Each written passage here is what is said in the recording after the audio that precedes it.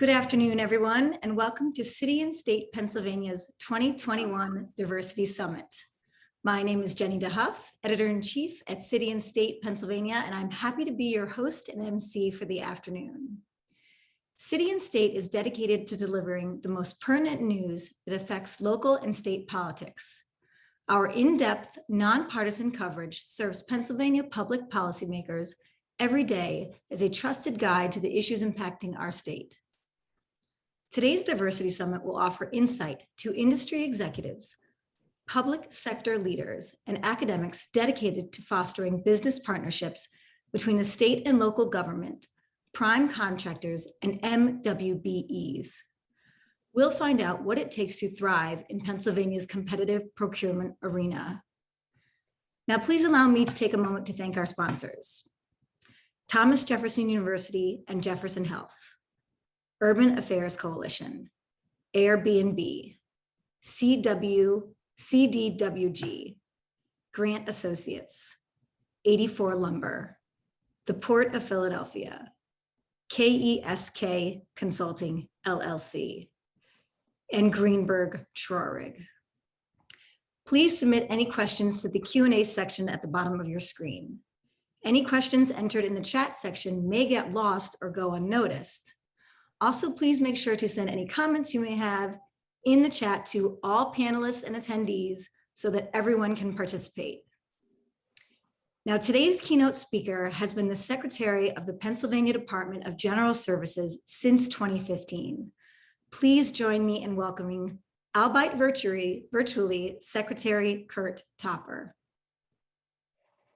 Thanks, Jenny. It's a pleasure to be with everyone here today. Really, truly an honor. I'm grateful for the opportunity. You have a great program ahead of you, so I won't speak for very long. There are just a few thoughts I'd like to share as I reflect on our own work at DGS and on behalf of Governor Wolf. So the first thought is this: hard things are hard.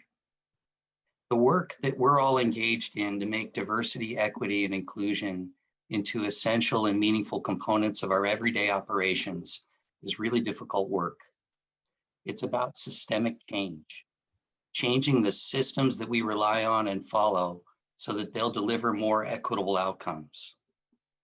Now, the outcomes are relatively easy to see if you look for them, but the systems are harder to diagnose, and lots of people are invested in the status quo. Your work is guaranteed to upset an apple cart or two, but it must be done. My department's mission is to help government operate more efficiently, effectively, and safely, and to deliver exceptional value for all Pennsylvanians. We do a lot of what we do indirectly. We build systems through contracts and policies mostly, and those systems are designed to help our customer agencies serve all Pennsylvanians. All Pennsylvanians. Now, this idea of serving all Pennsylvanians or delivering value for all Pennsylvanians really has profound implications if you think about it. It means that if any group is systematically excluded from any opportunities that we're responsible for, whether it's in our contracting for goods or services, or whether it's in our direct hiring and promotions, then our systems are failing us. We are failing in our mission. So we had better do something to make our systems deliver better results. It's that simple, and it's that hard. The second thought I want to share with you is about leadership: consistent, sustained, and personal leadership. You know, when I first met Governor Wolf 6 years ago, I was considering whether to take the job, and he was considering whether to hire me for it. And I came to visit him just before he was inaugurated, and he asked me two questions in that very first interview. The first question had to do with ethics, because at DGS, we're responsible for a lot of contracts and a lot of money that gets spent. And I think he wanted to make sure that I was essentially a Boy Scout, that I wouldn't get us all in trouble. I must have passed that test. The second question that he asked was I committed as committed as he was to making a difference with respect to how the state did business with small and diverse businesses. You know, it was that important to him that it was literally one of the very first things he asked me about in the interview. And as it turns out, for in the months and years since, even though he hired me to run a big department with a lot of other responsibilities, the only thing he ever really asked me about, or has asked me about with any kind of consistency, has had to do with, is basically how are we doing with our supplier diversity? He really wanted to see us get something done. He wanted more than happy talk and political math, as I like to call it. And, with the governor's leadership, we've made substantial progress. Along with the Governor's Advisory Council on Diversity, Inclusion, and Small Business Opportunities, and thanks to the leadership of Deputy Secretary for Diversity, Inclusion, and Small Business Opportunities, Kerry Kirkland, and his team, we've made really great progress. The state commissioned the first ever state contracting disparity study. We've implemented a dozen or more recommendations from that study and from the council. We've nearly tripled the amount of business that the Commonwealth does with small, diverse businesses. And we have a new regime for the way that we do contracting that involves goal setting. It involves a new aggressive goal for veterans business enterprises. And it involves a reinvigorated small business reserve program. Now, as you know, the COVID-19 pandemic has been devastating for many small businesses in Pennsylvania, and the small businesses that the Commonwealth works with also suffered as we went through nearly a year-long freeze on all non-emergency spending. Thanks to our new approach, we did manage to keep our overall small business participation levels relatively steady at about 17.9% of all of our contract spend. But we have work ahead of us to ensure that the SDB community can participate equitably in the recovery that's underway. The final thought I want to share with you is that it's not just systems that we need to work on, it's the culture within our organizations that we need to work on. I like to say that my number one job as a leader is to eliminate fear. The bottom line is that we all need everyone to feel safe, to show up, to bring their whole selves to work, and to feel comfortable engaging with each other to help us figure out how to keep improving. As it turns out, diversity, equity, and inclusion are really at the heart of this challenge. And so within DGS, we've begun to lay some groundwork to make DGS a more diverse, more equitable, and inclusive environment for our employees.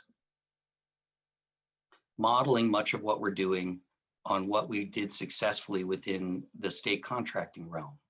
It's data-driven, and we're looking for insights, things that we can learn from our experiences. We've established a diversity, equity, and inclusion steering committee that's working directly with me to make recommendations that we can implement within the agency in order to build a better culture. And we're very close to launching what we're calling an equity management program. And this program has 5 foundational elements. It's demonstrated commitment from leadership. It's the integration of the program into our strategic mission overall as an agency. It's management and program accountability, again, using data. It's proactive promotion of an equitable, diverse, and inclusive workplace. And it's about efficiency. The program also includes what we're calling the PEACE Initiative, which stands for Proactive Engagement Around Culture and Equity. And this initiative is designed to provide our employees with new opportunities to identify cultural challenges and to help us solve them. I'm excited about the progress we've made and the work we have underway at DGS. And I want to thank you all for the opportunity to share some perspective with you all. Remember, hard things are hard. It takes sustained effort in leadership. And ultimately, our job as leaders is to eliminate fear and to build a culture that enables our employees to raise their hands, identify improvements, and bring their whole selves to work. I really hope the remainder of today's event will be inspiring for you and helpful in your own efforts. And again, I'm really grateful for the opportunity to be with you here today. I want to thank you and wish you all a great summit.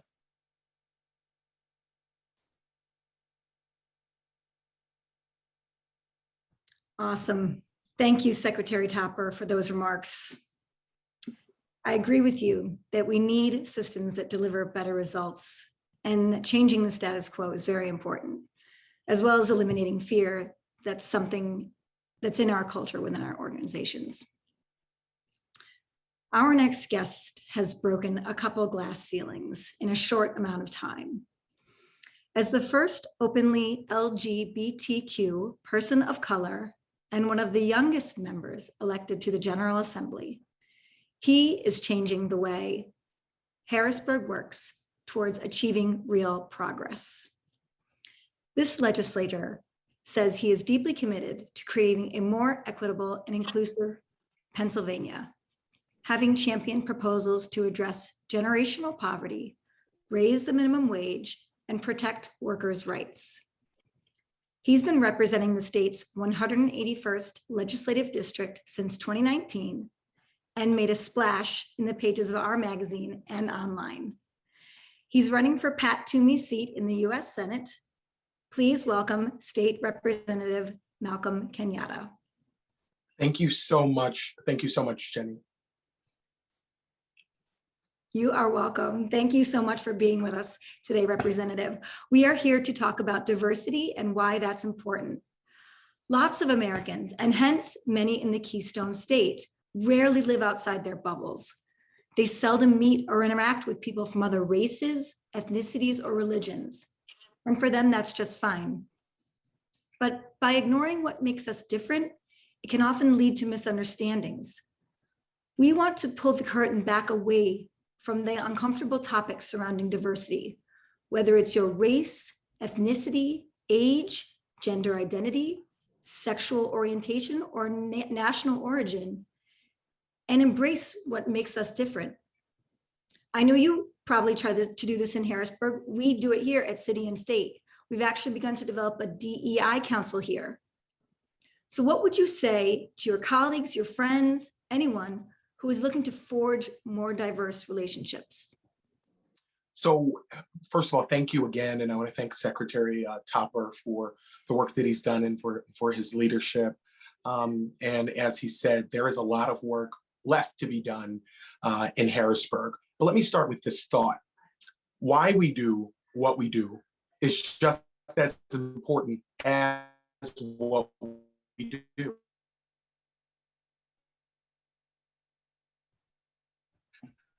You know, if for your org is to say more folk from the holiday who phenotypically look different, if that is your reasoning, if your reasoning is doing it because more and more polls show that customers and consumers are looking at how corporations, how organizations center diversity and equity in terms of where they spend their money, how they utilize their viewing and their buying power. If you're doing it just for those reasons, I think that ultimately you're not going to have as much success as we need to have on this topic.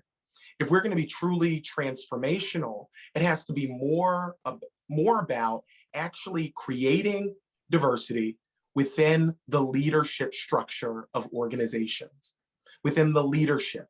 I mean, so often you hear about organizations who are doing things to bring people in on the ground level, talk about different programs that they're doing to, attract diverse talent. But oftentimes that's entry-level talent.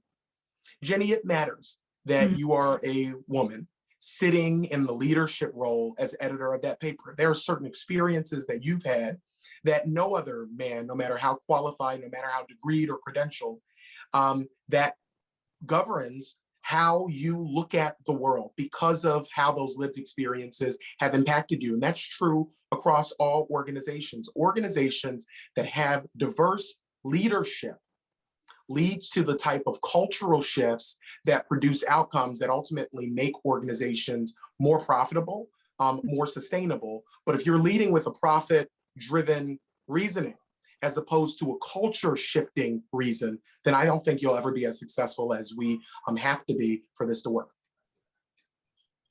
And leads me to my next question. Many businesses, both small and large, are recognizing the benefits of a diverse workforce. But acquiring one does not come without its challenges. You can run into communication issues, have too many opinions heard at once, or even encounter hostility. Touching on what you just said a little bit, what do you think are some good ways to avoid these pitfalls? Well, that's why I talk about leadership of organizations, talk about a culture setting of organizations, because that's key. A part of what we have to recognize and a part of what we have to accept as we do this work is that the status quo has not really served us.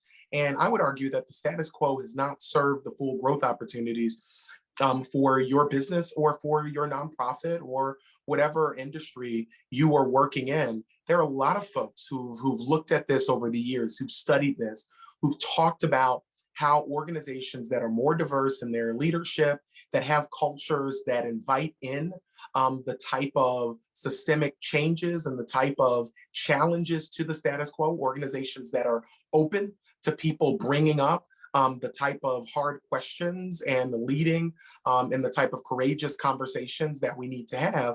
There's a lot of great research that talks about how those organizations are more profitable and how they make decisions that are more impactful over the long term. I think that people have to see in your organization that there's a real opportunity for upward mobility for those entry-level staff folks to want to stay.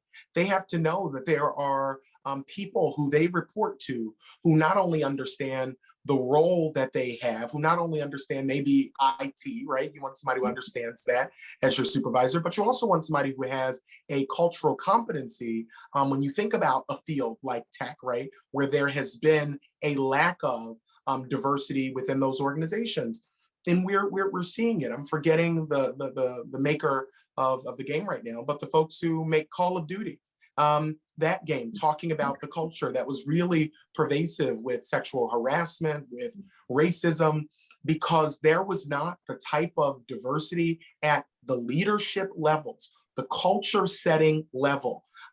Again, I don't get really excited about you hiring a bunch of low-level diverse staff if you're not asking the question as a board member or as a leader, hey, who should be the CFO? Who should be the CEO? Who should be the COO? And are those people coming from diverse backgrounds? Because that is going to inspire your staff that come in at mid-management or at entry-level jobs to know that this is a place they can build a career where there's upward mobility and where they see people in leadership roles who understand their lived experience.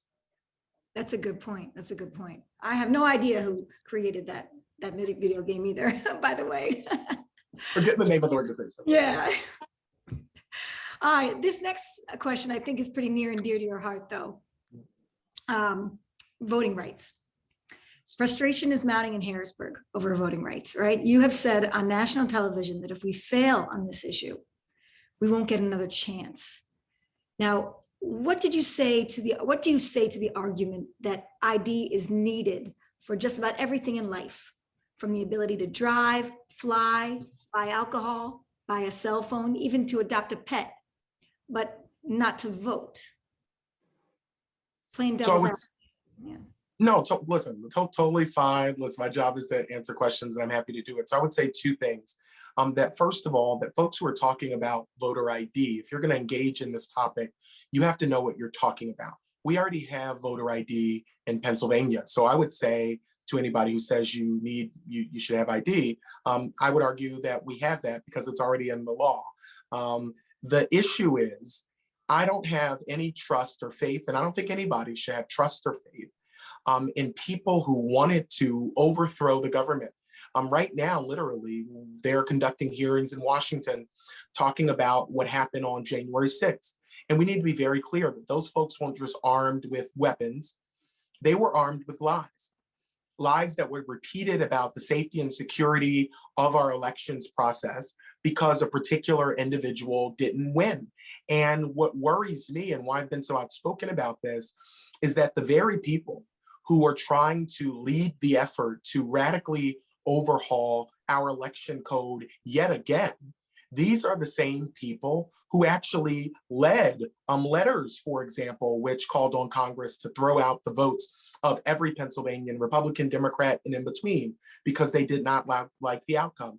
These are the same people who were a part of lawsuits that frivolously accused elections officials and others of being part of a vast conspiracy to ignore the will of the people, when in fact, they are engaged in the work of ignoring the will of the people. You don't look to an arsonist to lead a conversation about fire safety. And I don't look to insurrectionists and the sedition curious to lead conversations about how to secure our democracy moving forward. And let me just end with this point. As we talk about diversity, equity, and inclusion, we need to be very clear that the opponents to our experiment in democracy, they're not trying to stop everybody from voting. They're trying to stop certain groups from voting. They're trying to stop Black and brown folks from voting. They're trying to make it more difficult for young people and seniors to vote. They are trying to block the very voices that have always been the conscience of this country and that have always called us higher. And I believe they're doing that because on a variety of different issues, including how we diversify our businesses, how we ensure that government is actually utilizing diverse set of contractors. They don't have any good ideas on any of those things. And so I think they're really committed to a strategy of trying to shut everybody up that doesn't support their regressive agenda. And I think that does a real disservice to the future of our country. And I will end with this note. When I am as committed as I have been, I'm the chair of the subcommittee on campaign finance and elections. I live, sleep, breathe, and eat this every single day. I am not trying to defend just the right for Democrats to vote. I'm trying to defend the right for folks to vote who might not vote for me, because that is what makes our democracy work, that every single person can be heard. Excellent, excellent. Switching topics a little bit here. A new report from the National Low Income Housing Coalition showed that the typical minimum wage worker working 40 hours a week struggles to make rent for the average cost of a one-bedroom apartment. For a while now, you've been fighting for a $15 minimum wage in Pennsylvania, right? Why do you call it a moral issue, and what are you proposing to do about it? I talk about it all the time. I grew up, my dad was a social worker. My mom, for most of her career, was a home health care aide. They divorced when I was pretty young. I moved 5 different times as a kid. I got my first job at 12, washing dishes at a little restaurant to help my mom pay the bills. And I lead with that because for me, the issue of the upside down economy that we have is not a hypothetical or philosophical issue. You're going to interview probably, or your team will at least, interview every person who's running for the US Senate on the Democratic side at some point, and I assume all the Republicans as well. Every single person is going to talk about the need to raise the minimum wage. I don't know any of my colleagues who would say wages should be less. But the difference is whether or not they understand in their bones, understand in their lived experience, as we've been discussing all day, what that means when folks aren't paid a wage that has a level of dignity, and what that means for those families, for those communities, and ultimately for each and every one of us. When we don't ensure that people are paid a level of dignity, when all of us accept that corporate interests can pay folks starvation level wages, we subsidize that corporate greed. We subsidize it with increased investment in social safety net programs because big companies don't do what's necessary to treat their workers with a level of dignity that every single one of us deserve. And I find it pretty disgraceful, actually stomach churning, to think that folks like Jeff Bezos, who paid $0, is going up on, on masturbatory space ride ships up to look at the Earth, as he pays $0 in taxes, as he does nothing to make investments in the roads that he runs his trucks on every single day, that he has employees that are peeing into bottles, and that is doing everything contrary to what is necessary. And so this is a moral issue for our economy when we continue to allow certain folks to engage in just continuous greed, while the people who actually allow their companies to function and work are in food lines, are figuring out every single month, like my family had to, whether or not we can stay in the home that we're in. So many people have that experience, and a $15 minimum wage is about providing some level of decency and dignity for the workers that actually power Pennsylvania's and America's economy in the first place. We have to ensure that every single person has respect on the job, and that starts with ensuring that they are paid a living wage. I hear you. I hear you. Now I'm being told that we are getting short on time. So I'm going to make my next question a two-parter. You've been a big proponent of protections for members of the LGBTQ community, including access to affordable and fair housing. Where do you see discrimination happening here when it comes to housing? What's the solution is the first part of the question. And secondly, what can people in politics do to be more inclusive for members of this community and when it comes to their constituents? First of all, our government, just like the businesses or the nonprofits that we were just talking about a second ago, it has to reflect the fullness of the American experience. A big part of how we have a government that works for all Americans is we have to have a government that looks like all Americans. Right now, at every single level of government, we see real disparities in terms of representation across a variety of different, boxes, so to speak. And I'm not just talking about sexual orientation, not just talking about racial identity, but also income levels, right? Usually folks who run for office and are successful are folks who are more economically affluent. And usually those folks come from certain types of backgrounds and communities. And I think that has been a limitation in terms of the issues that we have addressed. I think about all the time the fact that Pennsylvania still to this day, as we sit here having this conversation, does not have equal protections for all Pennsylvanians. And the governor says something all the time that I absolutely love, because it's correct. Pennsylvania is better when it's fairer. It is better for business. It is better for our communities. It is better for our young people, particularly young people who are grappling with their identity, to know that not just in word, but in deed, that they're going to grow up in a world and that folks are going to live in a world that sees them fully and protects them. Because Pennsylvania still does not have statewide non-discrimination protections, what we have right now is an unacceptable patchwork of protections. And so depending on where you live, depending on the county you're in, you have non-discrimination protections in housing and public accommodations and so forth, or you don't. And when we think about housing and when you think about LGBTQ folks in general, you think about the fact that most youth who are housing insecure or who are homeless identify as LGBTQ. We have not nearly enough housing to address that. And so what that means is we have a lot of young people who are going from couch to couch or who are living on the street altogether because they had folks in their families who didn't see them or support them. And we are finding that over and over and over again. Certainly there are some amazing organizations here in Philadelphia, but and across the Commonwealth that are doing the work to support these youth, but they are not nearly funded enough.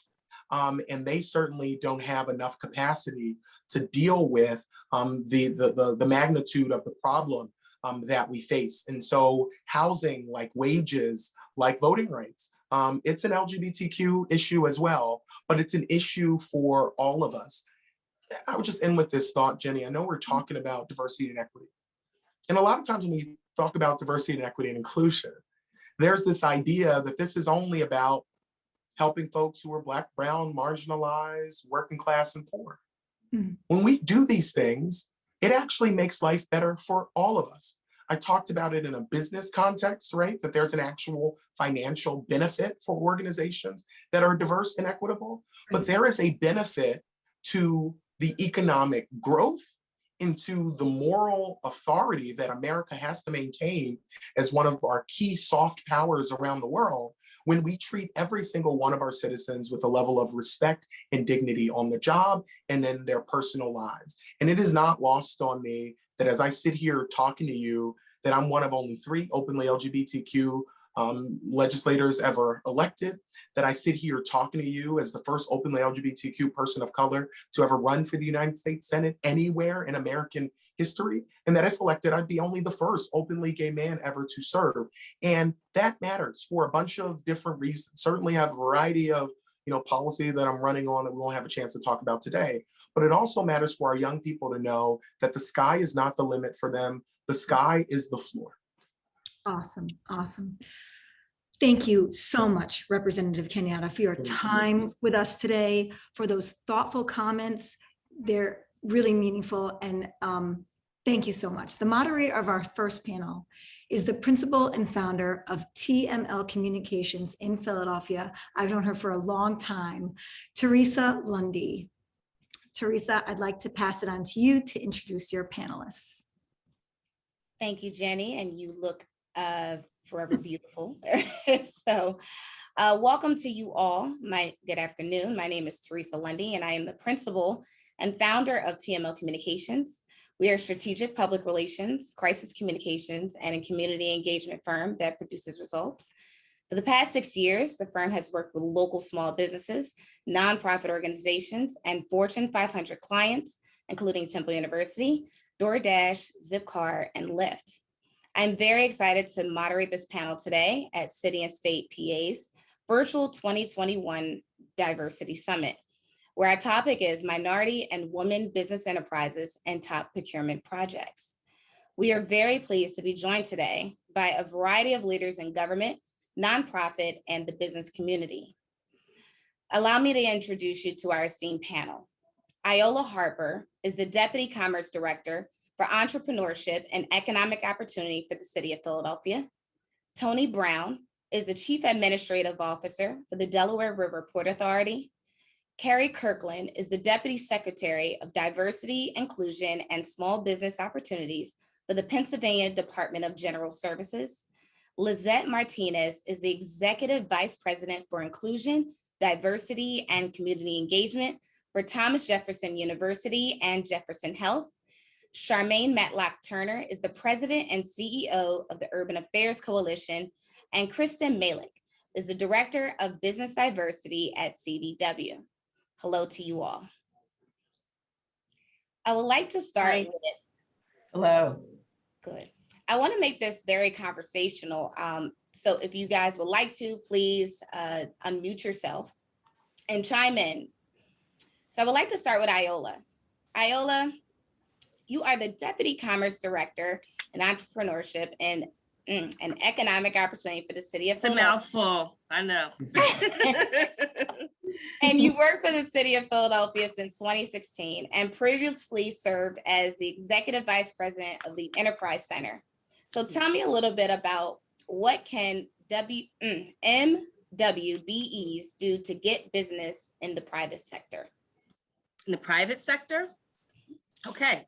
Well, I mean, we're the public sector, but I can tell you what you have to do to get business in the private sector. It's about relationships, right?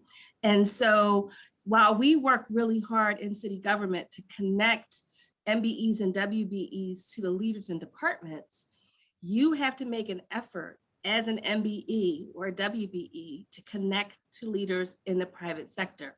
That means going to networking events that your certification agency sponsors, where all of the corporations are going to be present, because you want to get to know them.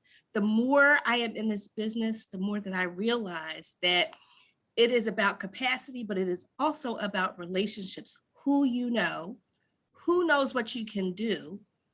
And that's going to close the deal for you. So I'm going to say, really, really concentrate on relationships. I have some other things to share a little later about how to get your company ready to do business with the city of Philadelphia. But in terms of the private sector, you want to get to know people any way that you can. So you want to network, you want to go to events, you want to follow up. If you've already had contracts with the private sector, you want to follow up with the people that you've had contracts with to make sure that they know who you are, so that if another opportunity comes up, you will be first in their mind. So build relationships is what I'll say. Great. And that brings me to Lizette Martinez. What type of work has Jefferson Health done to increase opportunities for MWBE firms to win contracts? And thank you, Teresa, for the question. Yeah, I think with the organization here at Jefferson, there has been a lot of work to help build an infrastructure to really provide access to the community. Our local vendors are incredibly important to us. I think one of the biggest things that the organization has done even before my arrival here was to really establish a policy that was put in place as an enterprise to make sure and socialize to the entire organization how incredibly important it is to make sure that we have inclusion of our diverse vendors, especially our local vendors, as we take up a lot of space within Philadelphia and New Jersey. So we're responsible for that. And that brings me to Lizette Martinez.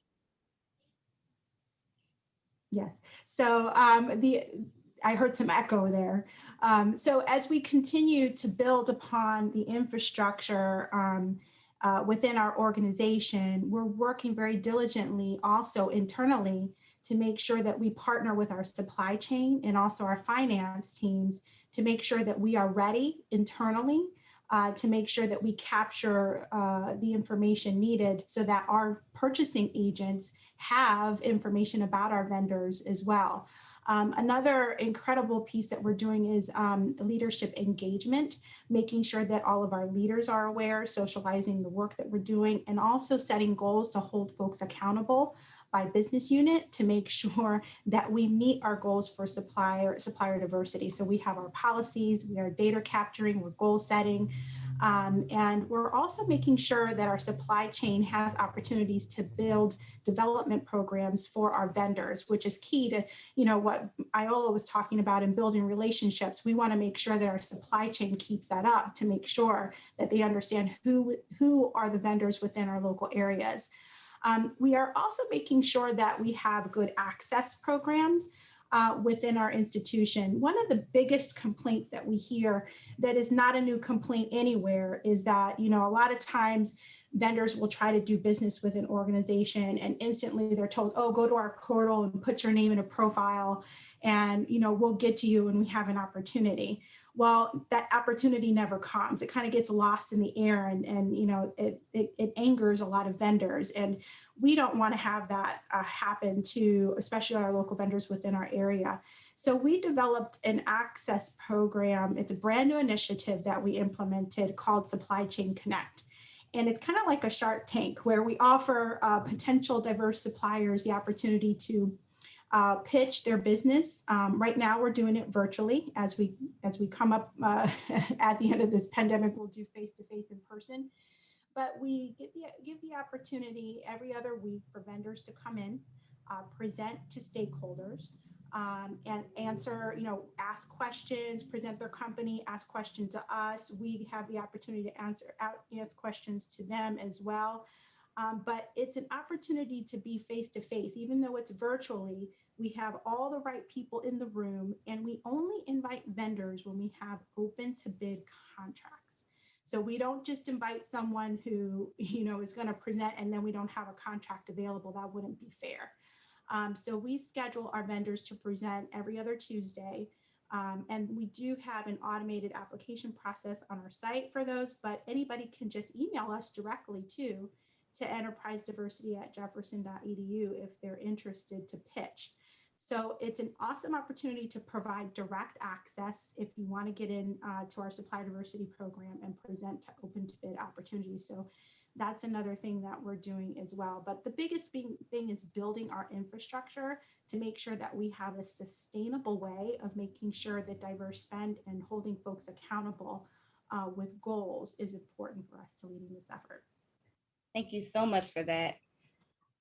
Carrie, tell me a little bit about the COVID-19 pandemic changed, or if it has changed anything about the contracting process that is conducted in Pennsylvania.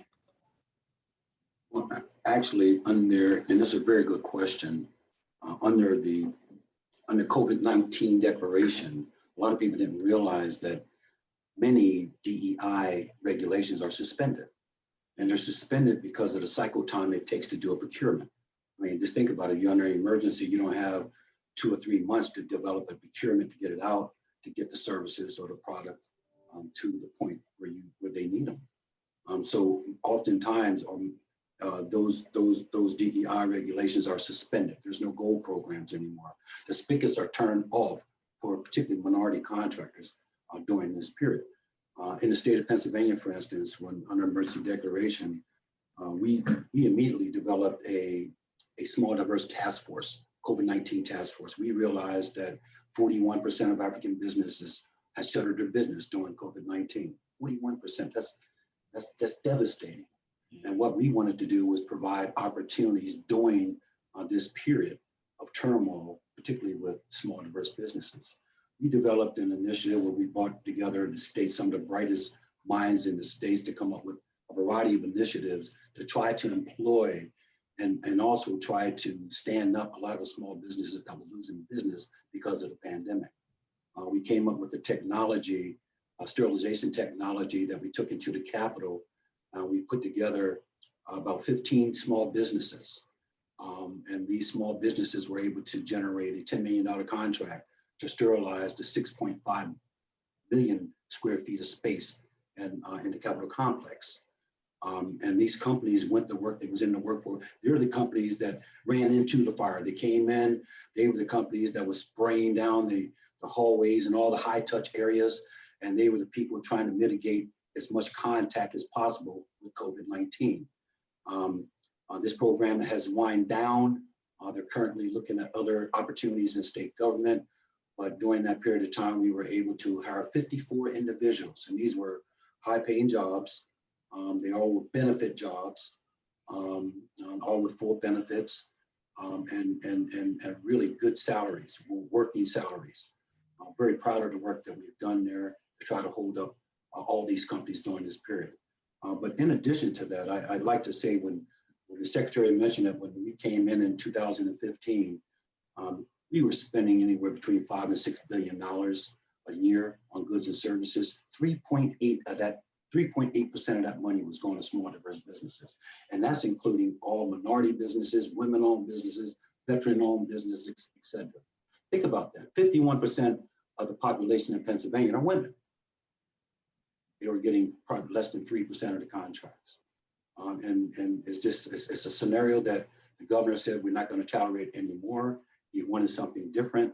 For the first time in the history of the Commonwealth of Pennsylvania, he commissioned a disparity study to determine what was preventing full opportunities being handed down to small diverse businesses. And what we found during that disparity study, after a year and a half of looking at every single contract in the state of Pennsylvania, and also looking at the availability of minority contractors across the state, that's what disparity studies do.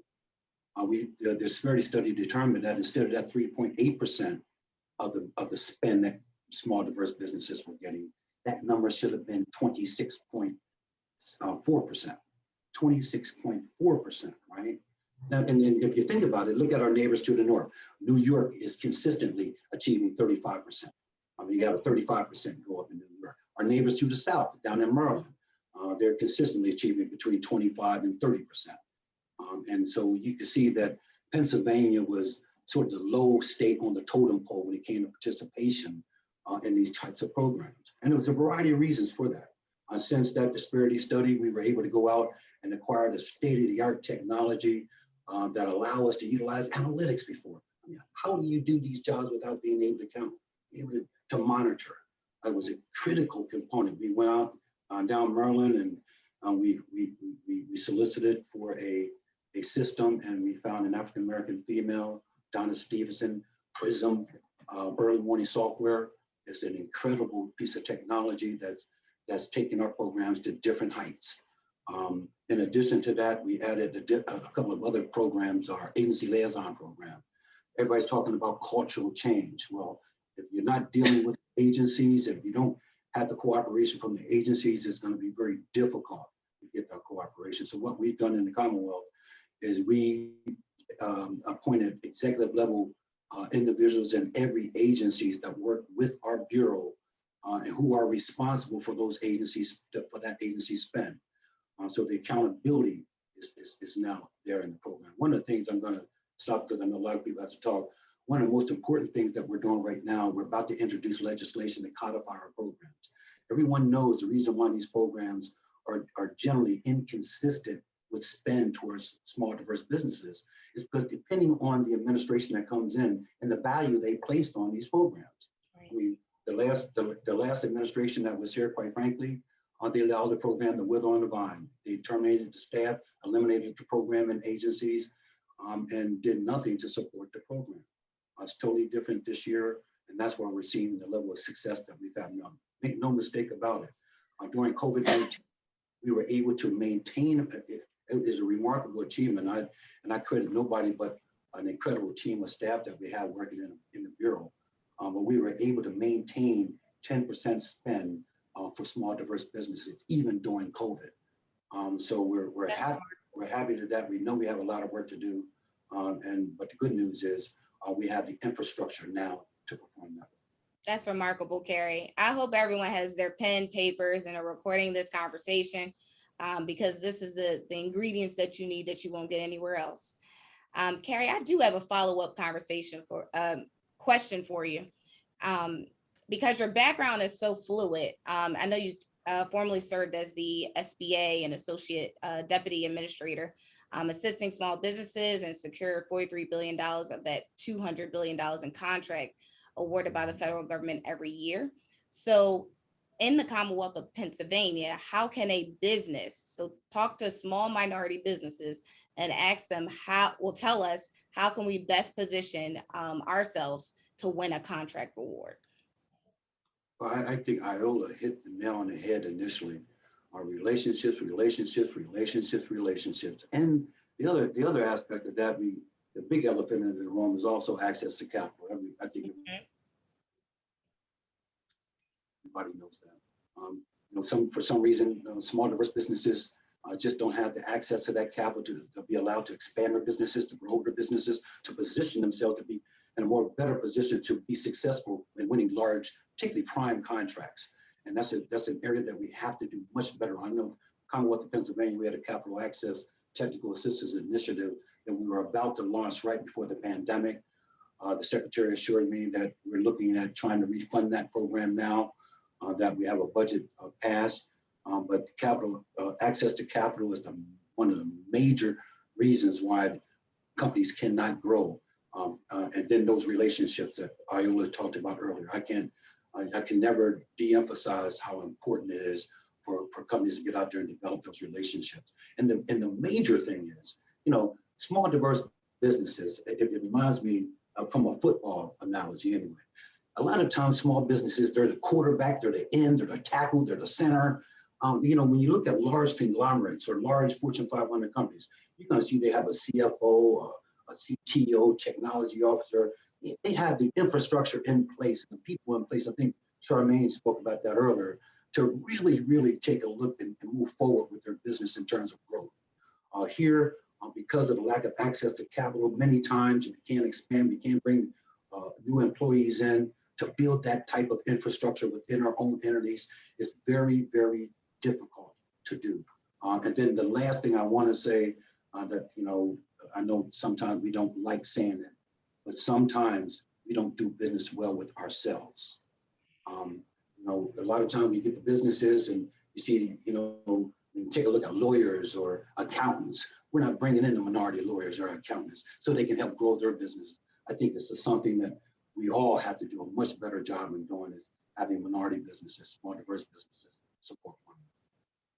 Thank you so much. And I want to go over to one of my good friends, Ms. Charmaine Matlock Turner, because since 1999, you've been the leader of the Urban Affairs Coalition, which unites government, businesses, neighborhoods, and individual initiatives to improve the quality of life in the region, build wealth in urban communities, and solve emerging issues. So tell me a little bit about the fiscal sponsorship for small nonprofit businesses that you offer to the community. Thank you very much. And it's a pleasure to be here, especially you have such terrific experts on this panel, and they are actually walking the talk. What you hear from Iola and Carrie and Lisette, these are people who every day who are on the front line, really taking our vision as a community for diversity, equity, and inclusion to make it a reality. So I just want to say thank you so much, and certainly to City and State for really sponsoring this terrific conversation. I hope this is the beginning and not the end of our emphasis on DEI. One of the things that the Urban Affairs Coalition realized after our founding, you'll see a picture of Dr. King at the top of my screen, is because the organization was really founded in partnership with community government and business after the assassination of Dr. King in 1968. And the idea was to bring people together to start working on critical issues in communities that had people marginalized and not connected to the mainstream. One of those areas was the whole idea of social enterprise, as we call it, or really driving change in communities. And we know that certainly happens on the for-profit side. Businesses, successful businesses and communities can create jobs and wealth, but also social enterprises create the kind of community that is safe, where people have a sense of opportunity and get connected to services that are going to help them grow. And so the coalition became that home for what we call doers and dreamers. So we started out really very much just like bringing people together, having conversations. What do we need to do? And one of the big questions that came up was a big DEI question. People kept asking, why is it that the money that comes into social enterprises in our communities never really come to Black and brown nonprofits? Why is it that those dollars go to other big organizations that are outside of our community, and yet we have the ideas, we have the expertise, we want to be empowered to drive change in our own communities? And that really led the coalition to becoming a fiscal sponsor. We happen to be now the largest African-American-led fiscal sponsor in the country. We also helped to found a national network of fiscal sponsors, and my executive vice president is currently the president of that organization. And the idea really is to create the kinds of supports, back office services, just like a for-profit would go out and find the best lawyer, and certainly some of the best lawyers in town are people of color, the best accountants, the same there. We brought all of those services together at the coalition so that community groups and organizations could effectively contract with government entities and other private entities and be able to be their own leaders in putting together daycare and childcare programs, putting together efforts around recreation, food programs, helping those who are homeless, supporting educational efforts and outlook. So that's the coalition. We are that home for social enterprises and for organizations. Both, though the most of our organizations are organizations of color, we now are a home for all nonprofits, and we do have nonprofits from the Asian American community, the Latino community, as well as from the white community as well. Thank you so much. And I want to move on to Tony, because Tony has worked more than 26 years and has more than 26 years of experience in senior level and executive level management positions. So in 1994, when you created Delaware River Port Authority's award-winning MBE and WBE program, which has paid more than $360 million to certified minority, women, disadvantaged, small and veteran-owned business. Tell me a little bit about how working with WBE and WBE firms help the DRPA in fulfilling its mission. Well, thank you for the question, and I'm happy to be here. First of all, let me go back and say, for those who may not be familiar with the Delaware River Port Authority, we own and operate 4 of the largest bridges in the area, the Betsy Ross, Ben Franklin, Commodore Barry, and Walt Whitman bridges. And we also own a 14.2 mile rapid transit line, PATCO high-speed line. So there are 9 stations in New Jersey, in southern New Jersey, and 4 in Philadelphia. And I say that because I want to stress the fact that we are carrying a number of people, diverse individuals, from points in New Jersey to points in Pennsylvania. And it's a very diverse group of individuals. They're going shopping, they're going to work, they're going to hospitals. And it's very important that we use diverse partners as we are trying to meet our stewardship mission at the DRPA. And so we recognize that in order for us to meet that stewardship mission, we have to be true to our shared values of diversity and inclusion, fairness, and equity. So we have found that working with diverse partners has helped us because they have brought to the table diversity of thought, innovative ideas, and problem solving when it comes to helping us deal with some challenging issues. So we have, our programs have been very successful in terms of getting people connected, making sure that they're aware of opportunities. And that really is the key, making sure that people even know about the opportunities before it's too late. So we've worked hard to communicate, to make sure that there is transparency in the process and that opportunities are posted for individuals so that they can pursue those opportunities. And we have, I was listening to the other members on the panel, we have done what we can to invite those individuals who are interested to come to pre-bids and pre-proposal meetings to make sure that those in the room who are looking to bid as the primes, that they know that they're out there and that they would like to be a part of the team. But we also encourage minority and women-owned businesses to go for these projects as primes, prime contractors, prime consultants. We have many, many opportunities to keep the stations going, to keep our bridges going. And so there's opportunities for everyone. And we look forward to seeing people embrace the opportunities and meet with us and see what it is that we can do to get you involved in the business of the DRPA and PATCO. Thank you. We're coming up on the half mark. And so we do have a question from the audience. This is from Rubina. She asks us, and this will be open to our panelists, so please feel free to chime in. So can you discuss ESG and D&I and what resources can help companies prepare to meet expectations?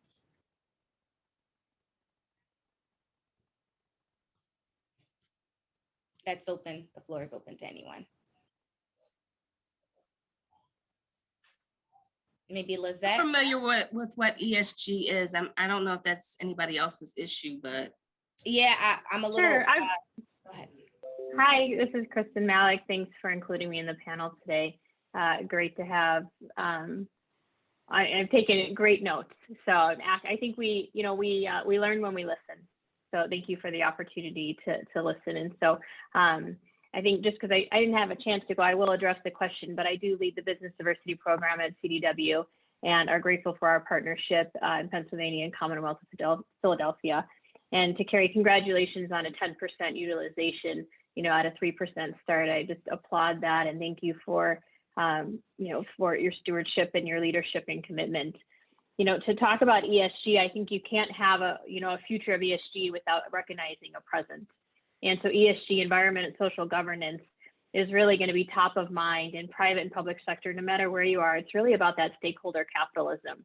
So who do we work with? What does the workforce look like? Where are we working? What is the culture? And who do we do business with, right? is really a sustainable model. So when we look at the governance of that, I think that's where the question lies. So at CDW, I'm happy to share our resources, of what our DEI pillars look like, our strategy in DEI, and anchoring it all as business diversity. So I'll put that in the chat as well. I think there are a few things I just wanted to make sure that I added to for CDW and our commitment to the city and state. Last year in 2020, there was so much hardship, but to share that CDW had $29.5 million in economic production in Pennsylvania. That created $12.9 million of employee wages in the state. And so at a time where jobs were right at, not at a peak, right? We chose what you said just now is to embrace the opportunity, right? To bring the diverse supply chain with us on every chance we got. There wasn't a time to sideline them. It was a time to include. And so the business diversity program, the way we run ESG, DEI, and our supply chain is not a response to a crisis of 2020, but it's just how we do business. So we're not small and we're not diverse. And you talked about, Carrie, some of the barriers of access to capital, right? That small businesses have that CDW doesn't. So that's great when we can partner then, because we can remove those barriers, right? We can partner together. We can ensure that organizations and agencies and city and states and chancellors can meet their supplier diversity goals and not go, what Lizette said, into a black hole portal. But let's get in there and let's do the work together, right? Partnering with CDW, prime, sub, whatever we want to call it, we have to make sure that there's inclusion for economic mobilization, right? What gets measured will get managed. And so we'll embrace, all of the goals, the aspirational goals, the requirements, the percentages, because we have the supply chain ready to go that's diverse and small, vetted, access to capital, and want to compete and create local economic empowerment. I think never again can we see students be hunting for Wi-Fi on our watch, right? That can't happen. We have to do better. I think in August, I hope I see school buses coming down my road. I hope businesses are moving from closed to open. But that'll matter when we look at ESG in a way that what is our footprint? What is the promise of progress, right? What can we learn and do better? And it has to take a commitment of inclusion. And I wrote it down. It's, Tony, you said we want, to invite everyone to compete and embrace the opportunity. So if we can compete but collaborate at the same time, right, I think we can have great economic empowerment. And so the ESG and DEI is really all in one. It's how are we going to do business? Who are we going to do business with? And what will our workforce look like to ensure we're innovative? Because it all starts with a job, right? Right? You have to think about who we're going to hire. Well, if moms and dads in underserved communities aren't working, then they're probably not able to send their kids to higher education. Thus, there's a lack of workforce, right? So it has to start at home. It has to start in neighborhoods. It has to start with supporting entrepreneurs and small businesses and those entrepreneurs in diverse communities that take a chance, right? And companies like CDW stepping up and saying, partner with us. Let's do this contract together. Let's exceed the 30% to 20, whatever it's going to be, but let's do it together. And those moms and dads, right, can open a business, their kids can go to higher education, thus we'll have a more diverse workforce. So it's a multiplier effect when I look at DEI, ESG, and supplier diversity. Thank you very much, Kristen. And I did not forget about you. Actually, I knew that question was going to go right into CDW. But a quick follow-up question for you. So do you think corporations could do more to support MWBEs and help them find more ways to win contract awards, since CDW has done so much in this diverse spend? I think there is always going to be a lot of work to do, and I think where do I say that, right? What's the data point? You could read so many Gartner studies or McKinsey studies, or go on LinkedIn for a hot second and see a disparity study, right? Of how many small businesses had to close or Black-owned businesses didn't make it. That's there, but how I can measure what we can do more. Today, CDW is an active member of the $1 Billion Roundtable, right? And so the $1 Billion Roundtable, you can Google it. It's a global organization for for public companies who commit to spending $1 billion every year with MWBEs. So it's an organization that's been around for 20 years, and 28 companies are in the BDR.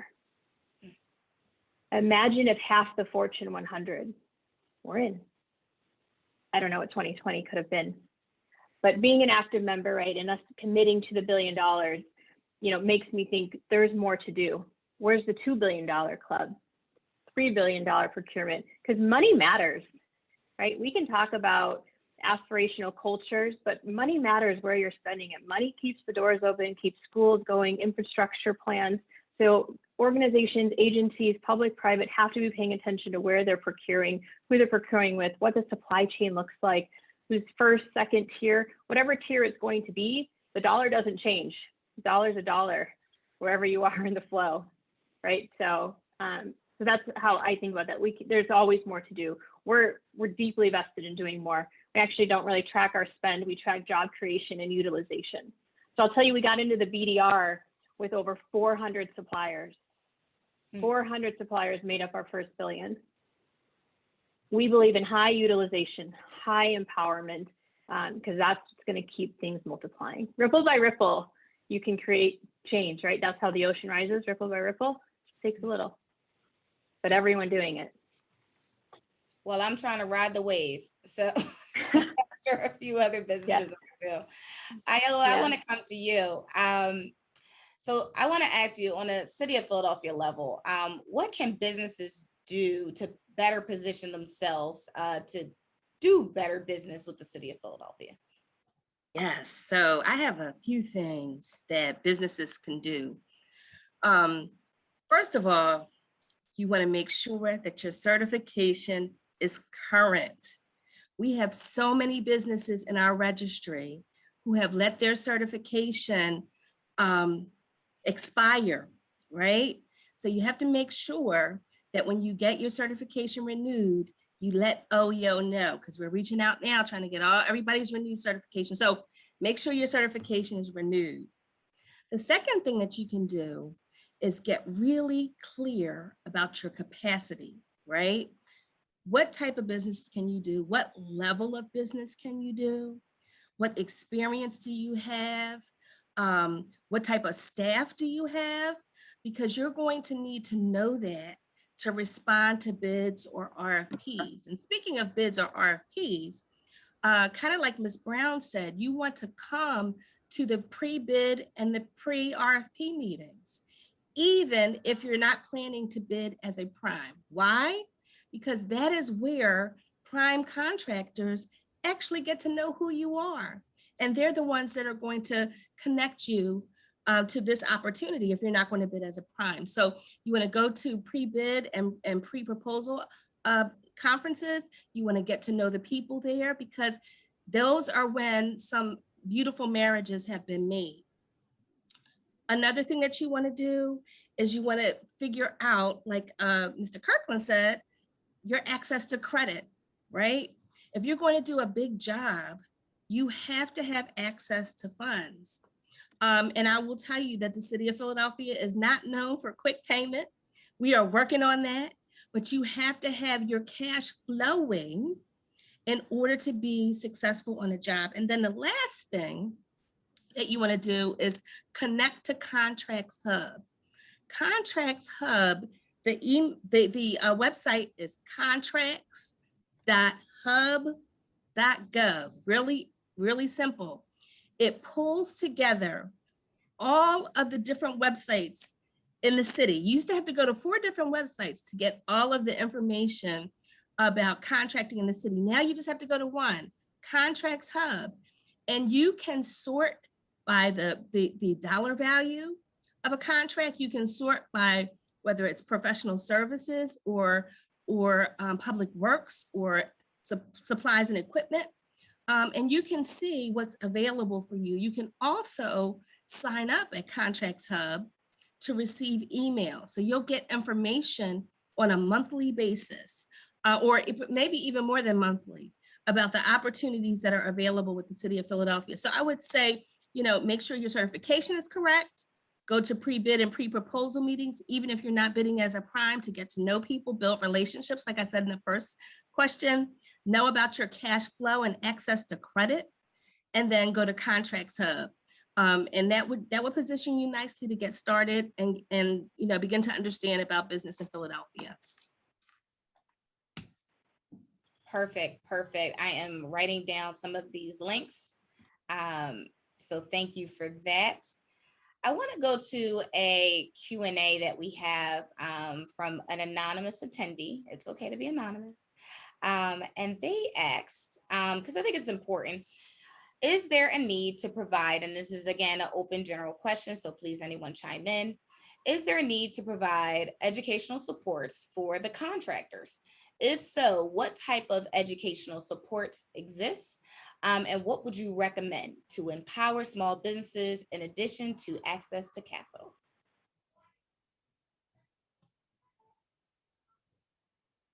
Well, I'll start by saying I do think it's important to provide educational support to businesses that are interested in doing business with all of the agencies being represented here today.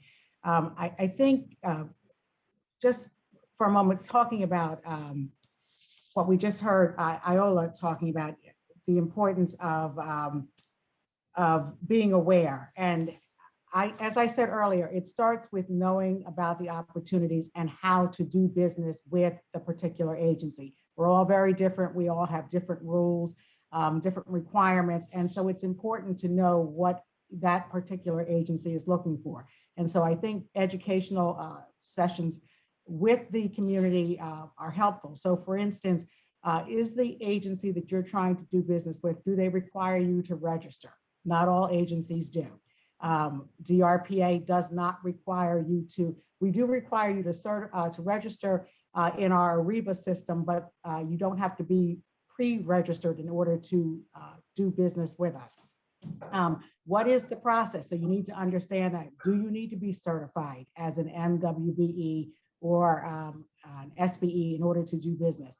We don't certify firms at the DRPA, but we accept the certifications of reputable agencies, once we know their process. What are the insurance requirements that are going to be, you're going to have to meet? And then again, talking about the presence of coming to the pre-bid and the pre-proposal meetings and taking your 2 minutes that we give you to give your elevator pitch to those that are in the room. All of this helps you know how to do business with us. But then coming to the workshops that we offer on how to do business with DRPA, and I'm sure that the other agencies that are represented here have a similar type of training that they offer. And then knowing how to find the opportunities. So on our website, you can find all of our opportunities are posted there, but you won't know that if you're not coming to some of these educational sessions and getting that information. Knowing that our capital program is on our website, that gives you an idea of what projects are coming down the pike, which ones have already been performed or are currently in progress, helps you get an idea of the kind of work that we do. And also our year-end report that our Office of Business Development and Equal Opportunity publishes annually. Again, it goes back to transparency. That's on our website as well. But you wouldn't know that if you're not coming to our workshops and getting this information. So I think it's very important for us to host these events. Not only will you get the information about opportunities, but you'll also get to meet the key people at the agency that will be very helpful. And you'll get to connect with others who are in the room. So maybe we take a very broad view to business development. You might not immediately do business with DRPA and PATCO, but perhaps by connecting with us and coming to something that we're hosting, you will do business with some other entity or some other organization as a result of being in the room at that particular time. So I do want to just say one other thing. It's important to, with us, to connect by, to sign up to receive our e-alerts so that you find out in real time about any opportunities that are coming down the pike. And it's also important for you to know if it's mandatory for you to attend a pre-proposal or a pre-bid meeting, because sometimes you disqualify yourself because you have not been at that mandatory meeting. So there are a lot of there's a lot of information that all of the agencies, I'm sure, would like to share, but you have to be willing to come and devote some of your time. And we are doing a lot of these sessions virtually at this time, and we are hosting listening sessions so that we hear from you what we're doing well and what we need to do better. And we can always improve, and we're always looking forward to getting that feedback. So short answer, yes, I think anybody would benefit from attending educational sessions. And I think it's incumbent upon agencies to provide that guidance to the community. Thank And you. I'd like to, Oh. I just want to say something really quickly.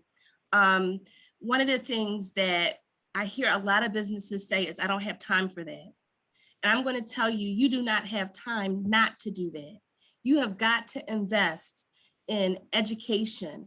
And it may not be necessarily about how to respond to an RFP. The city of Philadelphia sponsored an event where we brought the leaders of the top spending departments onto Zoom. And they shared the contracts that were coming up. They talked about the type of suppliers they were looking for.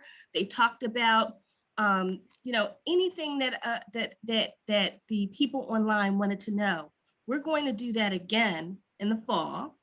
And I hope to see, we had about 150 people. I hope to see our numbers double, because those type of sessions, they may not get you instant contracts, but it gives you an insight into the culture of the department, into the culture of the organization, so that you know. So you don't have time not to invest in your education.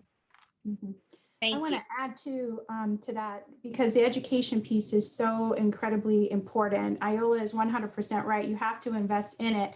But we've also been talking a lot about certification, which is incredibly important. The two biggest organizations in our country that provide certifications are the NMSDC, which is the National Minority Supplier Development Council, which has chapters all over the country. We have one called the Eastern Minority Supplier Development Council, and then WeBank, which is the Women's Business Entrepreneurial National Council. We have a chapter here as well. That's the WBNC East. And so I want to make sure that folks understand that these two organizations not only certify, but they work with MWBEs in our regions, and they provide education as well. NMSDC has a Centers of Excellence that provides education to help build capacity for organizations. They provide programs all throughout the year, just as the WeBank as well.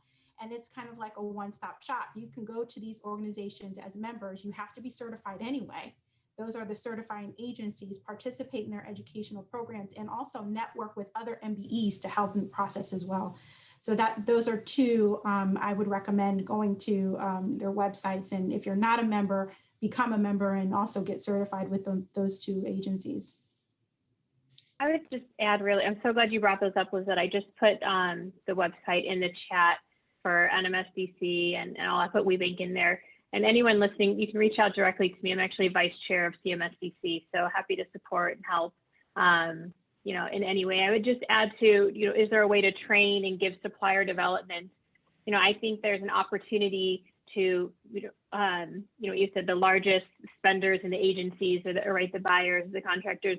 There's an opportunity to require some mentorship protege requirements for large primes like a CDW, right? So how can you help? So our mentorship protege program at CDW does that. We'll walk through organizational health, through DEI, ESG, how to respond to an RFP. You get side-by-side opportunities. So public and private sector can, really ask for, how are you training your supply chain? What is the development program? What does MPP look like? And hold CDW and all of us accountable. But we'd be excited to have mentorship protege, in the city and state of Pennsylvania, Philadelphia, for sure. And thank you for everybody for the educational resources. I think, again, that's pretty much how I started, was having these dialogues, having these conversations, and going to the websites and making sure that we are certified and committed. And I think that is a big word for many small businesses, is being committed So I'm going to do an open-ended question to you all, because COVID-19 has really put us all in a whole minutia of reorganization and strategy and figuring out the best way to communicate to not only our existing partners, but those who would like to get more contracts within your specific areas. What have you seen that has been working as a tool? That's either social media, that's your newsletters, that's either maybe email blasts, or that's phone-to-phone contact. What has been the medium that has been helping to help secure some of these contracts and opportunities for MWBEs?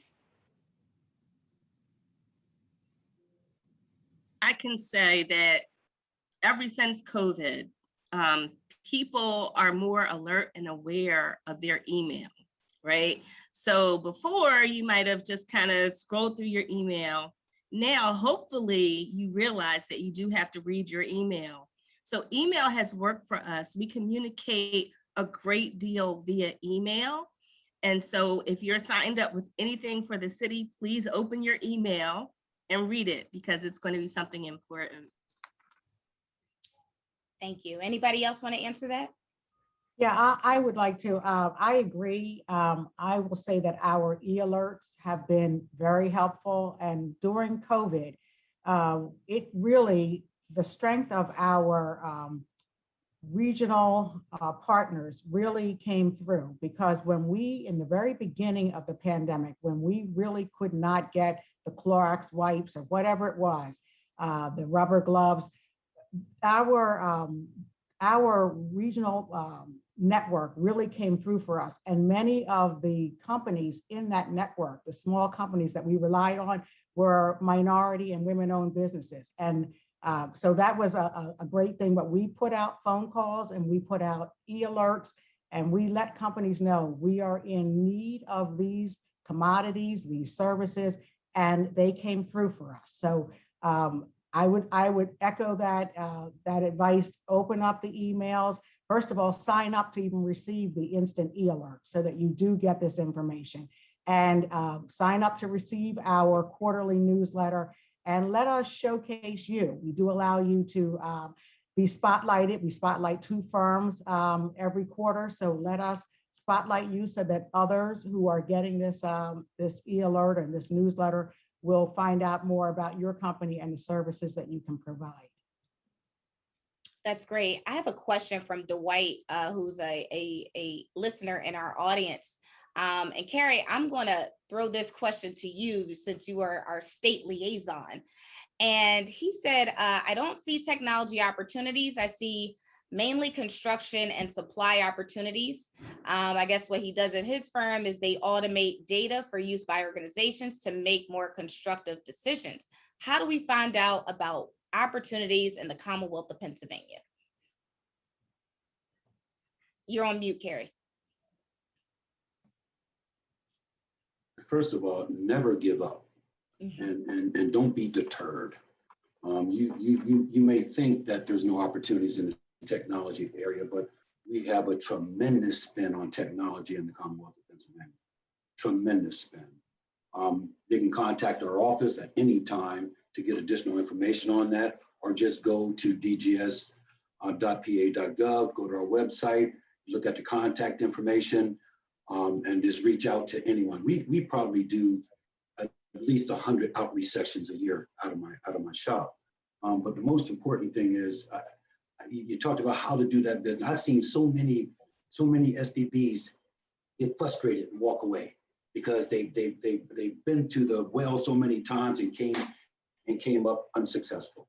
And they get, a lot of times they get frustrated and get deterred and they walk away. A good friend of mine, Art Fletcher, said, you know, sometimes agencies, particularly when they're not as involved with DEI as we may be, they'll make you feel that you can't win so that you stop trying.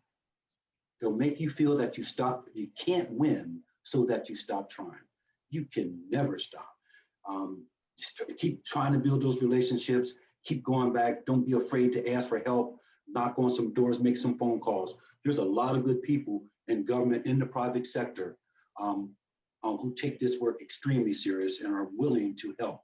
But the main thing here is, I think Art Fletcher got that saying from Sun Tzu.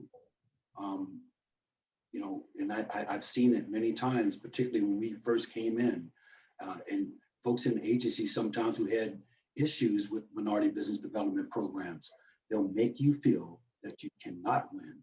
I know some people tell me, I'm tired of them throwing my proposals in the trash. I'm tired of not getting the full consideration, particularly female entrepreneurs, all the time, and harassment they go through. I can just tell you, do not give up. We can't afford to give up. We have to set the stage for our children, our grandchildren, and generations to come. Cannot ever give up. Thank you. Thank you. Thank you. So we are at the last 5 minutes, and I know Kristen has been on this chat giving you guys some of the website links, which has been phenomenal. So I want to open up the last 4 minutes for anyone else. If you guys have something to say, if there is a mentorship or something that is happening or upcoming, please, this is your time. This is your floor. Give it to the public. Hi, this is Charmaine again.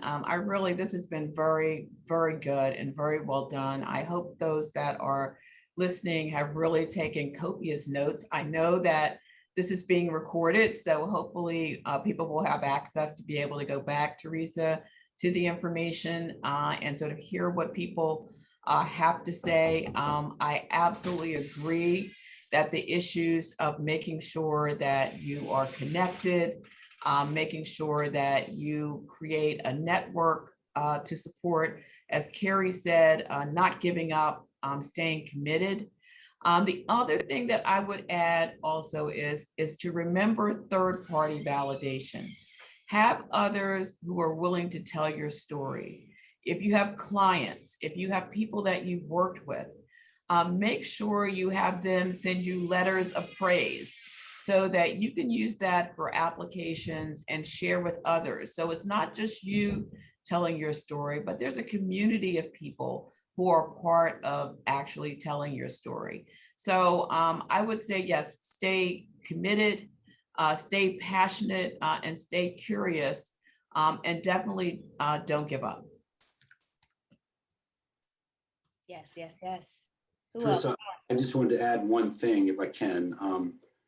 There was a question in the chat asking what are some good and active groups of diversity professionals to support. And one of the things I just want to mention, I put together an organization 35 years ago called the American Contract Compliance Association. Anybody who's not familiar with that, please Google it. It's probably one of the, it's the largest contract compliance organization, membership organization in the world. And they do some of the most incredible training. They have a training coming up again in September. If you're not able to attend that, you can contact their website, contact somebody there, and they have regionalized online training as well.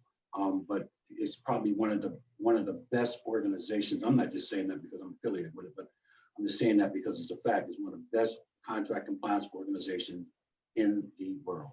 Please Google it if you can. I think you'll get a lot of information and a lot of education from it. I'd like to end by saying that the City of Philadelphia has a 35% participation goal.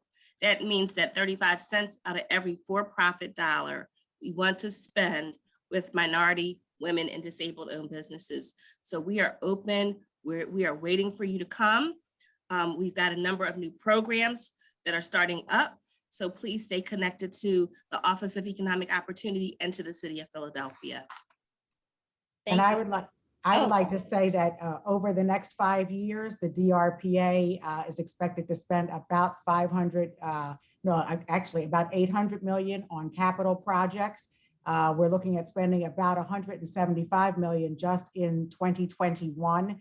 So we are looking for any contractors and engineering firms that are interested in doing business with us. Please check out our website. The projects are listed. The information is there. Tomorrow, we are hosting a virtual event for any contractors and engineering firms that would like to participate. I'll put my information in the chat box. and we can certainly still get you involved in registered to attend that. And I would like to end by saying we are a prompt paying agency. So as long as your paperwork is in and you have done your pro rata share of work, you can expect to be paid within about 30 days by the DRPA. And if you are a subcontractor or a sub-consultant, we do have a prompt payment clause in our contracts with our prime contractors and prime consultants, which requires them to make payments to you within 10 days of them receiving the money. So we are, I think, a great agency to do work for, to partner with. And so we encourage you to try and do some business with us. Thank you. Thank you, Tony. Thank you, everyone. We are at the end of our discussion, but I want to thank City and State PA for putting on this event and our esteemed panelists for your contributions and invaluable insights. In this time we are all living in, it is important for us not only to remember our purpose, but also to support one another in doing better business together. Without further ado, I'm going to hand this over to Jenny DeHuff, our editor of City and State PA, which will be moderated by Justin Swizer, our senior reporter for City and State PA. I hope you all have a great rest of your day. Thank you. Awesome. That was super informative. A massive thank you to Teresa Lundy and to all our panelists. Now, I'd like to introduce MWBE Market and Commercial Sales Manager, Christi Powell from 84 Lumber. Christi, would you like to share a few remarks with us about your business? Yeah, absolutely. I also would love to start by saying there's some resources that we are sharing with a lot of our small businesses, women-owned and minority-owned businesses, that are helping them get training on how to run their business. There's a free training program out there called Ascend from the government, and I can send links afterwards. But also reach out to your small business development council. They'll actually step by step help you get certified and also give you some business direction. The other one is there's counselors available, free counselors available. All of this is free services from the government. There's counselors available at APTAC. APTAC. It is a government website where you can also get education. So it is all about networking, but it's also about learning. So I just wanted to add that. That was excellent. Thank you so much for your leadership with DE&I today. It's been amazing just listening to everybody and just being able to share. I love the fact that we have these conversations a lot more often than we used to. So I'm going to tell you a little bit about myself. My name is Christi Powell, and I'm honored to run the women-owned business for 84 Lumber. I was in commercial sales for 25 years in what seemed like on an island by myself, because I was a rarity in my field. But now, as of a year ago, actually this month, I am now honored to run the women-owned business for 84 Lumber Company. 84 Lumber has been owned by Maggie Hardy Knox since 1992. And 12 months ago, we asked ourselves a question: how can we make an even bigger impact in the world with our platform for women and minorities? And that question led to our initiative called Lead the Way, where we educate our associates on the importance of supporting women and minorities with tools and resources to grow and to prosper. So how do we do that? We make relationships. We're making connections with WMBEs and our customers who have diversity spend goals and requirements by sharing a database. We've created a database of customers with organizations who have project needs all over the nation. So that has been very popular.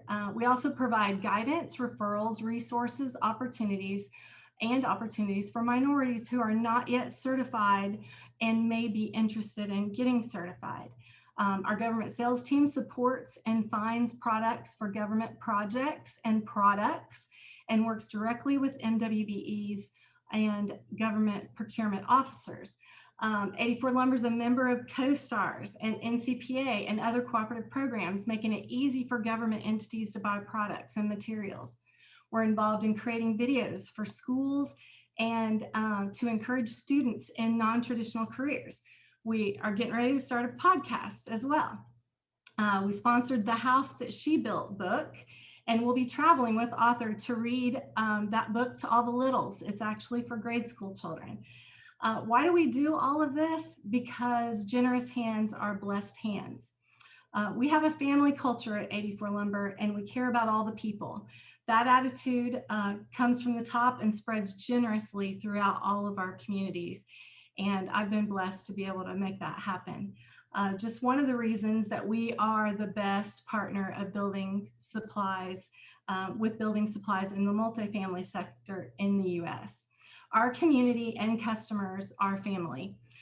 If you're interested in being in our database, please email leadtheway@84lumber.com and with your company name and number and a capability statement. If you have it, we would love to just talk to you, get to know you, and add you to our database so that we can share your information and the fact that you want to grow with our customers who are large and need you in the areas that you're able to certify or that you're working in. So thank you so much for this event today and for letting us share. I really loved it.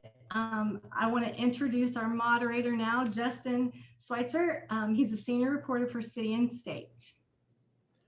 Thanks so much for that introduction, Christy. As she said, I'm Justin Schweitzer, senior reporter for City and State, Pennsylvania, and I'm very excited to moderate today's Diversity in Pennsylvania panel at City and State PA's 2021 Diversity Summit.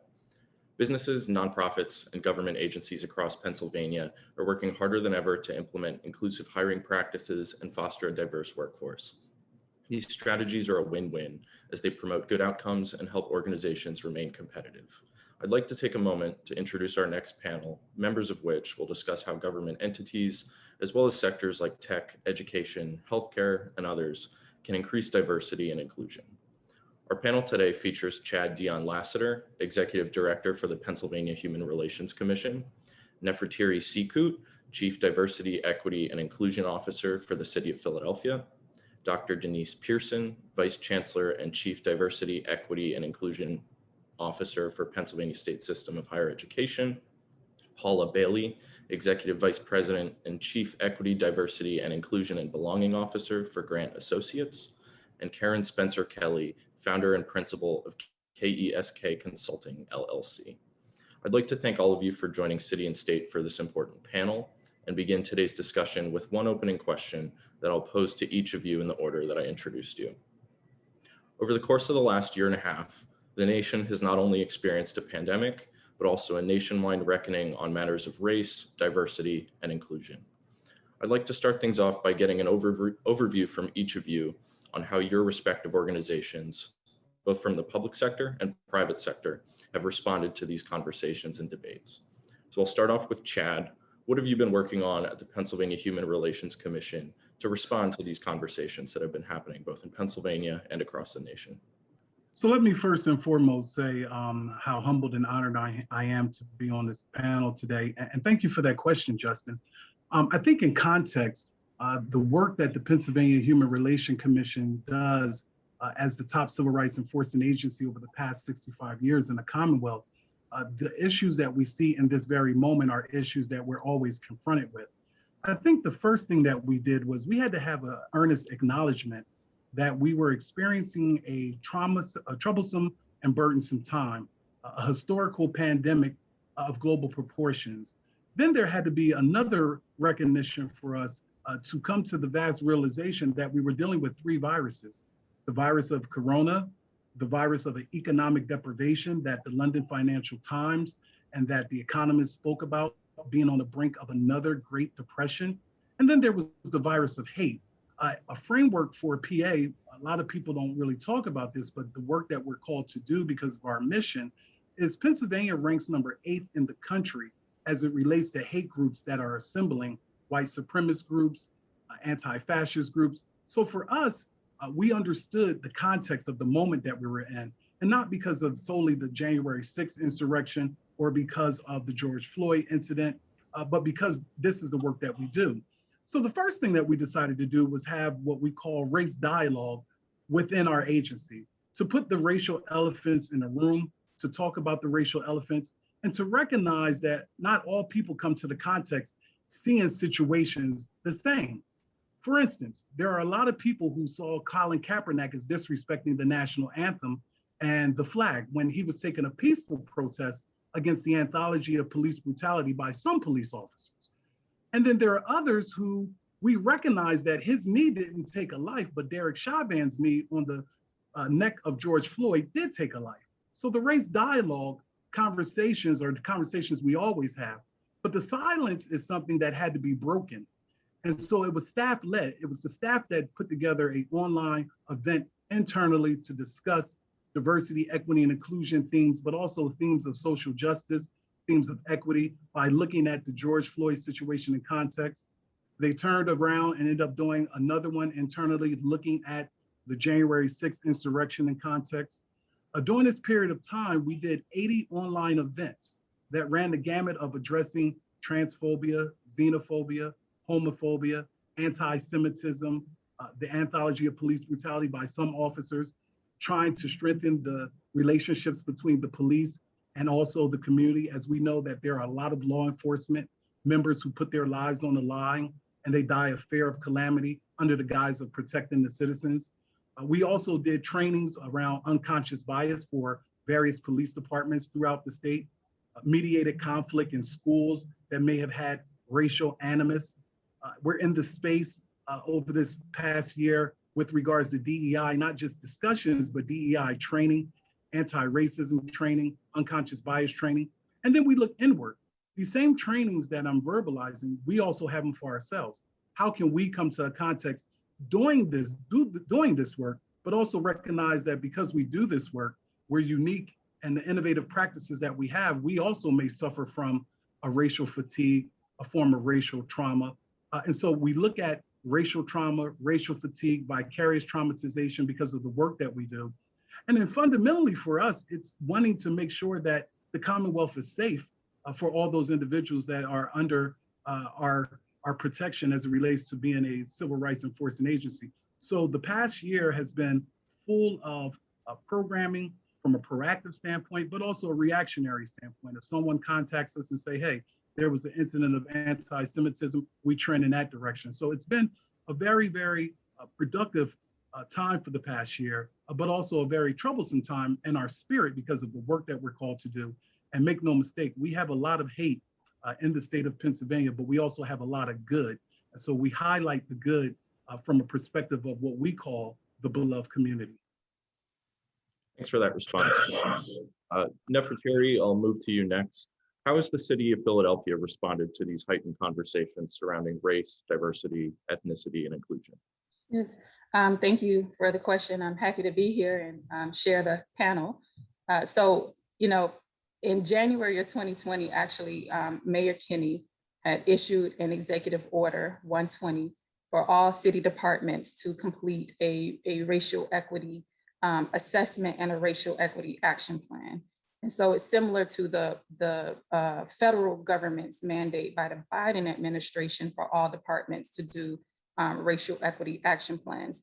So Mayor Kinney issues the executive order in January, and we're ramping up to implement it for the first cohort of city departments to participate in the strategy.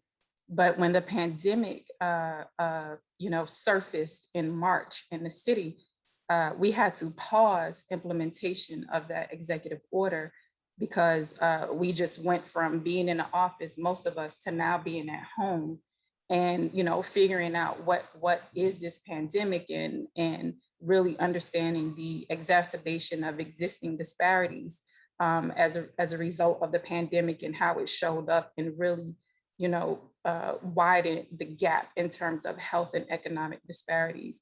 But really, when the murder of George Floyd happened a couple of months later, and the social activism and the civil unrest that surfaced around George Floyd, that was a firecracker, I think, in the city and probably in a lot of cities across the nation that just really elevated the passions around longstanding systemic racism and structural racism and how that's playing out in our communities, in our municipalities and so forth.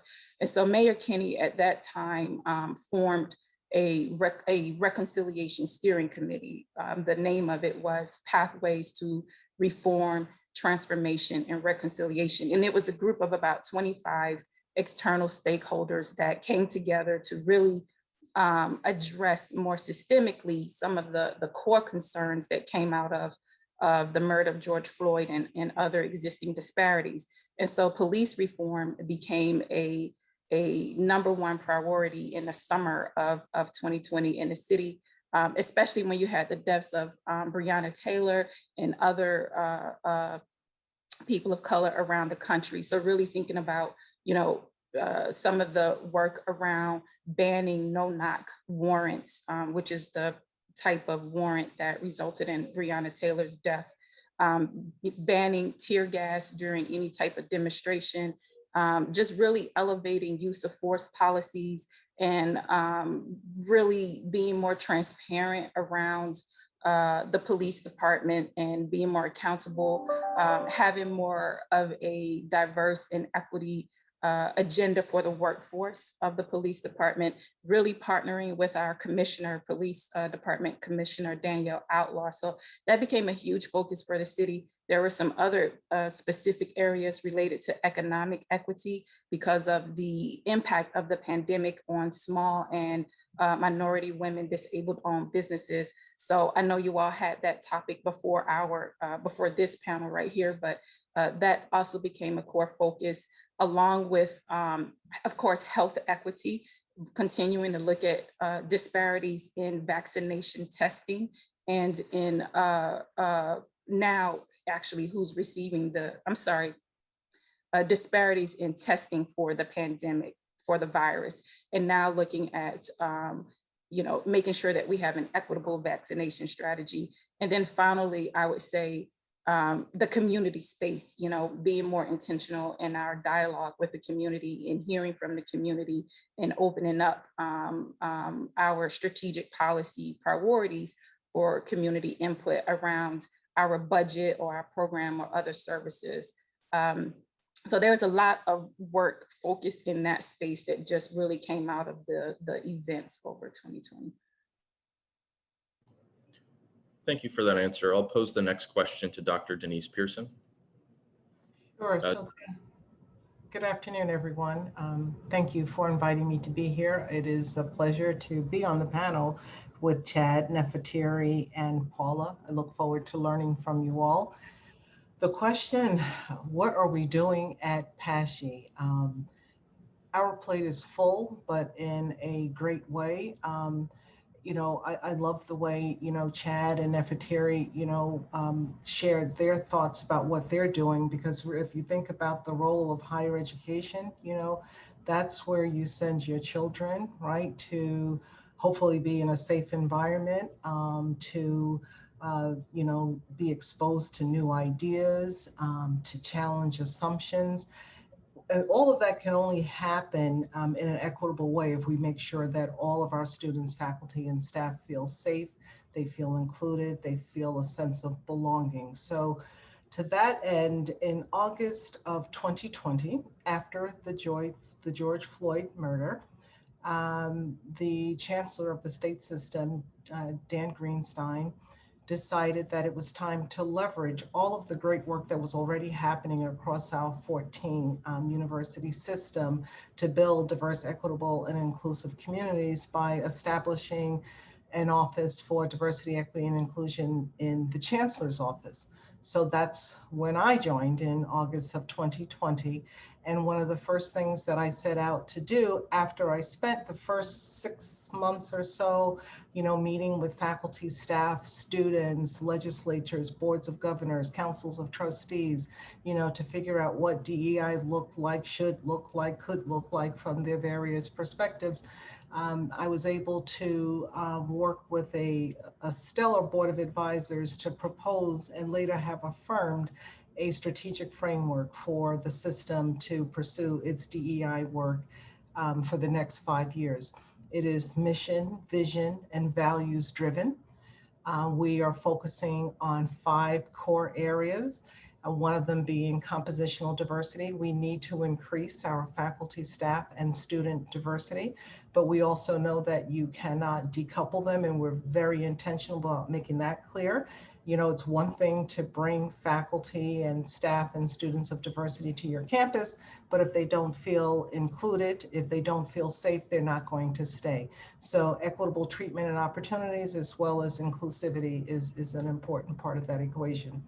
The other thing that we're focusing on is closing achievement gaps, if you will, for our students. And I say if you will, because when students present on our campuses with achievement gaps, they really are opportunity gaps. It is emblematic of something that happened before they got to us, namely systems of P-12 education that was not necessarily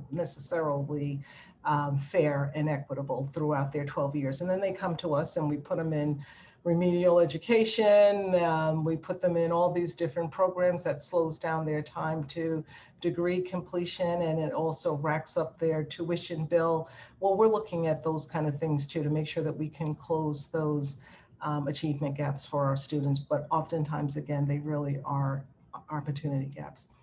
We're also looking at, making sure our campuses are inclusive. When students come to one of our 14 campuses, we have a responsibility to make sure that whatever their dreams and aspirations are, and however they may change over the course of their 4 years with us, that they're able to do so in an equitable and a safe way, and they feel included. To that end, we will be, for the first time in the history of the system, conducting a system-wide campus climate survey. We will be surveying faculty, staff, and students. We want to hear everyone's voice. So we're looking forward to doing that. We'll be doing that in January. One of the other things we're focusing on is curriculum diversity. As I traveled around talking with students, they said to me, we don't see ourselves represented in the curriculum. We don't hear or get exposed to Black scholars, Latino scholars, scholars from the LGBT community. And folks are quick to say, well, physics is, that has nothing to do, with race or ethnicity. And it was wonderful that I ran across a white faculty member that said, oh yeah, it does. And what she does is she brings in examples of Black, Latino, Native American physicists, and she exposes her students to, the thinking that comes from people from different ethnic and racial groups. So I'm excited to say that in the very near future, the Office of the Chancellor will be partnering with our faculty to support their work in diversifying the curriculum. And let me say this, there is not, I'm not sensing any pushback. Do I have 100% buy-in? I'd be foolish to say, yeah, there's 100% buy-in, but I don't think that there is an appreciable level of pushback to the desire to diversify the curriculum. All of our faculty want our students to come there and leave able to compete with the best and the brightest. In order to do that, you have to be exposed to different ways of thinking and seeing the world that is expressed through people who are different and go about being in the world differently. So really excited about that. Another thing that I'll share with you real quickly, we know that policy informs practice. So we're making sure we look at all of our policies and procedures to make sure that they don't have unintended negative consequences on historically excluded groups. And it's not just our students that come from underrepresented minority groups. We're also talking about folks in our LGBT community. We're talking about folks that come from our rural communities where there is high levels of poverty. So we're looking at our policies, and then we're also listening very carefully to what our faculty and our staff are saying, what practices are working and which ones aren't, and where might we need to tweak our policies so that they can better support our practices. And the last thing that I will say is leadership matters. One of the first things that occurred when I came to PASHE was the development of a statement of affirmation for diversity, equity, and inclusion. And I would strongly encourage you to go onto the PASHE website and look at that statement. And nowhere in the statement do we say anything about diversity, equity, and inclusion. We talk about your right to be affirmed, your dignity to be affirmed as a human being. And that transcends wherever you choose to identify on the diversity spectrum.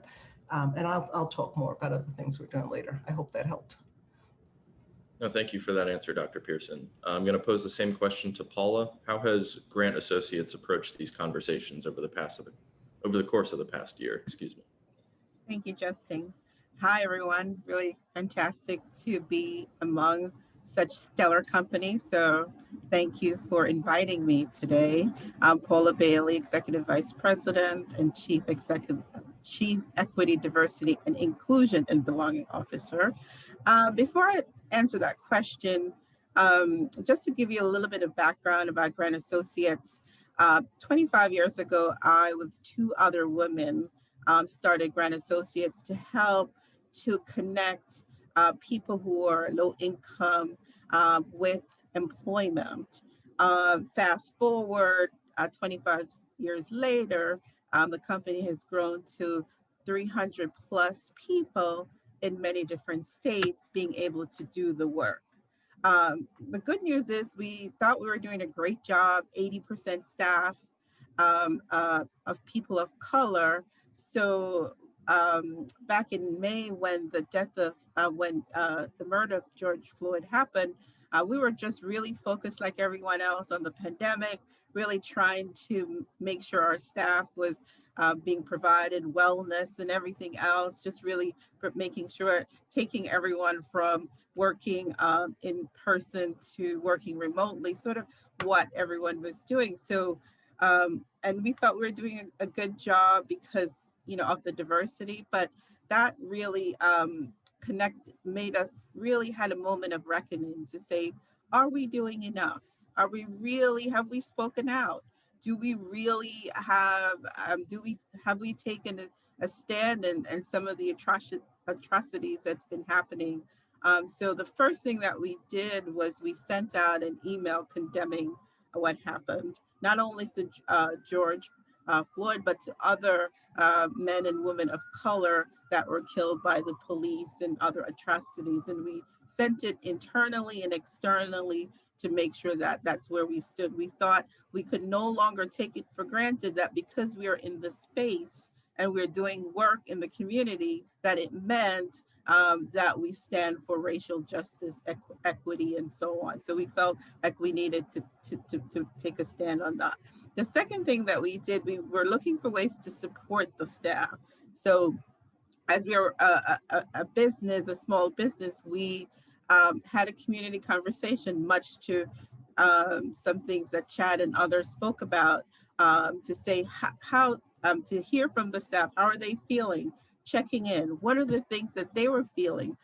People, you know, they were very upset, as most of us were. So we listened and heard some of the things that they told us, that yes, we're very diverse, we're excited about that, but they felt that there had not been a space in our company where people could express, there's no celebration, there's no real space where equity, diversity, inclusion is talked about, or we needed to do more. So after that conversation, we created my role.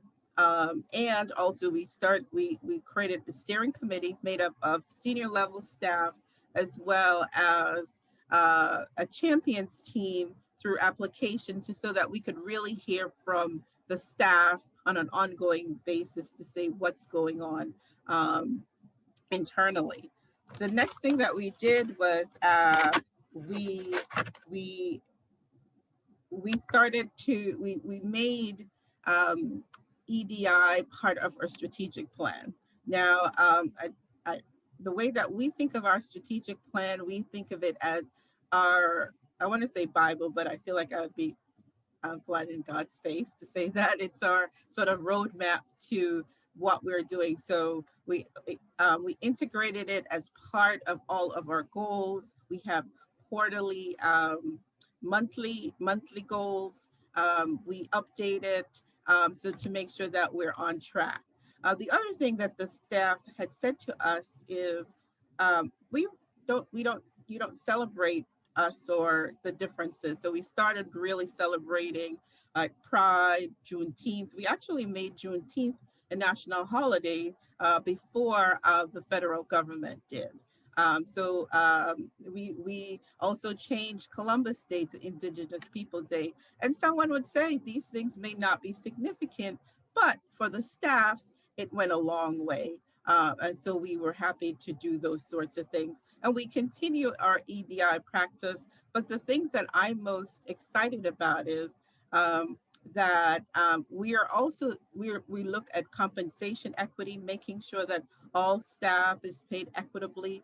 We review our demographics in terms of making sure that our staff is not only a reflection of the people of our leadership is not only a reflection of the people that are our staff, but they're also a reflection of the people and the communities that we serve. So we're really, I've taken this very seriously. And, to say that we have the answers, we do not, but we're really endeavoring really to try to become an equitable, diverse, and inclusive company. And we added belonging to our because we wanted everyone, not just everyone, to see themselves in this initiative. So we really were very intentional, very accountable, making sure that everyone is seen, heard, and can bring their full self to work and feel good about their contribution. So that's what we've done. Thank you. Thanks for that response. And last but certainly not least, I want to direct the same question to Karen Spencer-Kelly with KESK Consulting.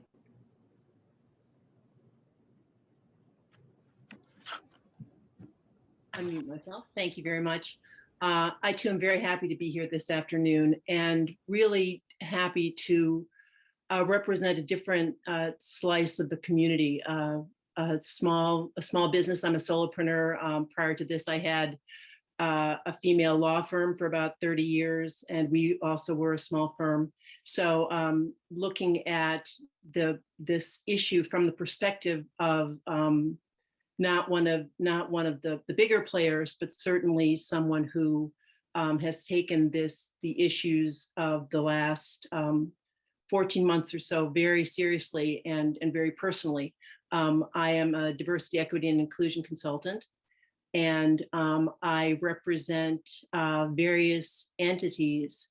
And in all of these organizations that I've gone to represent and work for, I feel like my presence in these organizations has made a big difference. What I discovered is that when I'm in various conversations with people, there are no more cocktail parties, but effectively the Zoom equivalent, I'll say, oh, I'm a DE&I consultant, and everyone will go, oh, that's great, that's so important.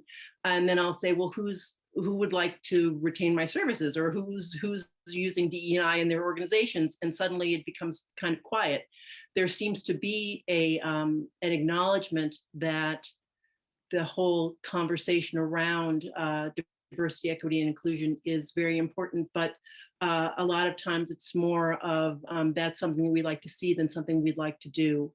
And so when I get involved with organizations, I try to find those that really are committed to the change. Someone had used the word intentional in one of the comments, and I find that that's what's really critical for the actions of these firms and of society just generally, to be intentional in terms of the actions and the deeds and the focus that has to come from making a change. So when I get involved in these organizations, I've been someone sort of, I think, tried to deride me a little bit and say, well, you're known as the diversity lady. And I said, that's a really good thing. My physical presence in this organization is a good thing. When they see me, I want them to think this is about diversity, because in terms of making a change, being intentional, You've got to have people who are in a position to remind folks that this is something that's really important for their organization. It can't be something that is just mentioned, a program given, a teaching given, check the box and move on. It's got to be something that's actually changing culturally. And I think that people can acknowledge that, but when it comes down to what are they really going to do to affect that, there has to be a commitment. I think Dr. Pearson was saying from leadership. I mean, that's where that has to start. And if it doesn't come from the leadership, it's not going to take root. It's not going to take hold. So it's a matter of getting involved with an organization, and again, coming from this small business perspective, I still feel that what I do is very important because it is a cultural thing. It is the kind of thing that spins out from the middle of an organization that needs to be addressed, fostered, and then sort of set out to impact other parts of people's work world and their personal lives, their personal worlds. So I think what really matters is who's in there giving the, providing the information, providing the experience, and then really insisting that that message be delivered beyond the four walls of where we are, and that it continues out and it continues to change, culturally change our society. Thanks for that answer, Karen. Moving ahead, I'm going to ask some more open-ended questions to the entire panel, and then depending on how much time we have left, I may throw in some speaker-specific questions as well. But for our next question, Pennsylvania is racially, ideologically, and geographically diverse. And though there are certainly a lot of workplaces that don't reflect the diversity of our population at large, what pointers would you give companies and government entities to not only increase diversity within their ranks, but to create an inclusive workplace that attracts people from diverse communities as well? Can I jump in? Because actually one of my clients is a government entity and deals with this situation all the time. And it's a matter of, like I said, making diversity something that's primary in people's minds. Because what often will happen was they'll have a practice of hiring, let's say, and what they'll do is they'll go to people whom they know, someone who would be perfect for this job. And in fact, that person might be perfect for the job, but the person absolutely looks exactly like the people who are doing the hiring, who look like the people who are in the organization, who perpetuate the same basic look of the organization. So there has to be a constant reminding of, we're going to do this differently. We have to create pipelines. You have to create pipelines to get different types of people into your organization to be considered. And that every time there's a hiring decision that needs to be made, that there are people who have put their effort behind it to make sure that there's a diverse group of qualified candidates who are being presented for this particular position. And that's what's going to ultimately change how the organization looks. And that's what's ultimately going to change the culture. But it's got to be that constant focus of what are we going to do to make this organization more diverse. And it can't just be sort of like a one-off or a one and done. It's got to be a consistent process of education and awareness and keeping the topic of diversity in the front of people's minds. So I can add to that. PASHE is the only public state system of higher education in the Commonwealth. And exactly what Karen said, being intentional and just being consistent in your messaging. But I think that it's also a good time for us to pause and level set and make sure that we're creating a true sense of urgency around diversity, equity, and inclusion, not just from a moral perspective, but from a social perspective, from a workforce economic development perspective. Employers need to understand, if they don't already, the demographics in the Commonwealth and across the country are changing. The students that are coming to our institutions now do not look like the students that arrived on our campuses, 30, 40 years ago. So, there is an economic imperative here for us to stop, take stock, get comfortable with having uncomfortable conversations, because this change is not going to come about with us putting blinders on. And if George Floyd has not taught us something, his daughter said that, her daddy's going to be a hero. He truly is. And I think that, if nothing else, well, not nothing else, because there's a lot that needs to be done, but I think that organizations need to create an unequivocal sense of urgency around really dealing with diversity, equity, and inclusion in a very deep, intentional, and comprehensive way. And again, for PASHI, it's looking at the curriculum, it's looking at how we hire staff. And you were right, Karen, if your search committee, if everybody on the search committee looks like you, chances are you're going to be, chances are, not absolute all the time, but you're going to hire someone that looks like you. So just being intentional about those policies and those practices, again, to create that sense of urgency, I think is key. Yeah, and just really briefly, Justin, I ended up picking up my pen because I was so inspired by what Dr. Pearson and Paula said. If you look at what Dr. Pearson said with regards to diversity statements, right, that diversity, equity, inclusion wasn't even included into that. I think that's very important because instead of showing me your diversity statement, and she's absolutely right, show me your hiring data, show me your discrimination claim stats, show me your salary tables, show me your retention numbers, show me your diversity policies, and ultimately, show me your leaders who are willing to make public statements as it relates to racism.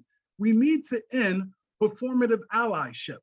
One classic example is in my hometown of Philadelphia County, Dan Hilferty, who was the former president and CEO of Independence Blue Cross, he ended up coming out and putting an earnest and sincere, organic and fluid statement out as it pertained to the killing of George Floyd and multiple others. And so when I talk about this concept of ending performative allyship, we need leaders from a diverse segment of the population to speak out against the anthology of a fractured democracy, to speak out against white supremacy, white privilege, to speak out against homophobia, xenophobia, and transphobia. And that's very important. And so to his credit, Governor Wolf launched a dismantling systemic and structural racism in state government. The Secretary of PA Revenue, him and I were the first ones to engage in such a conversation. He's from Erie, PA, didn't grow up around a lot of African Americans from the catchment area of Erie, PA. I grew up in the inner city of North Philadelphia. We both ended up coming together and sharing our commonalities, those things that make us, in fact, similar to one another. Different experiences, but one of the intersections is our humanity. And so that aspect of ending performative allyship is because oftentimes it's those individuals who have been rendered non-person, non-entity from a diverse perspective that have to talk about the experience. It's the Native American indigenous people. It's the Asian American Pacific Islanders, Stop Asian Hate. It's African Americans, Black Lives Matter. It's LGBT. What we need is for those who have privilege not to give up their privilege, but to leverage it on behalf of all humanity, and also recognize that oftentimes in the Commonwealth, as well as in the United States, the very thing we're fighting against, racism, disadvantages whites as well. And so I think it's very, very clear here when you look at a combination of what Paula and Karen spoke about, that's your contextual framework, right? We're always talking about DEI, but DEI has to be expansive to also looking at social justice and equity, and kudos to the Leadership Development Institute, the Reese Mayhew, Claire Osborne, and the Commonwealth and their colleagues who are pushing that paradigm forward to make sure that the discussions are just not discussions with platitudes, but discussions that have policies and procedures that's looking at who we're hiring, who we're retaining. So just inspired by what these individuals just brought about, and ended up taking my pen and writing it, but I want to attribute it to you in this public space. Justin, if I can just add on, just echoing with what everyone said, I would say in the city of Philadelphia, we have this distinction of being the poorest city of the 10 largest cities. And we have deep disparities in outcomes in our city. And it's really hard, it's tough because we don't have a lot of resources and we have a lot of need, but in terms of talking about the intentionality and the commitment around this work, our mayor invested $500,000 over the past year or two starting in FY21, fiscal year 21 going forward, a $500,000 investment just for technical assistance to help implement a diversity, equity, and inclusion strategy across all city departments. We have about 50 departments, and our workforce is about 30,000 people. And I am in the role of Chief Diversity, Equity, and Inclusion Officer, but there's just no way that one person, right, can carry that load or should carry that load. And it really requires partnership and collaboration to be able to implement a strategy internally that's designed to improve outcomes both within the workforce and within the community. And so I've been really fortunate to have that support. I would also just highlight that part of the work is around dismantling institutional barriers. And we spoke a little bit about that earlier. A lot of times I think when we're looking to improve outcomes, we're looking to do more investments or resources or programs. And sometimes we need to take an internal look at our organization and see how are our, policies, which are benign, maybe unintentionally or inadvertently maintaining or perpetuating disparities.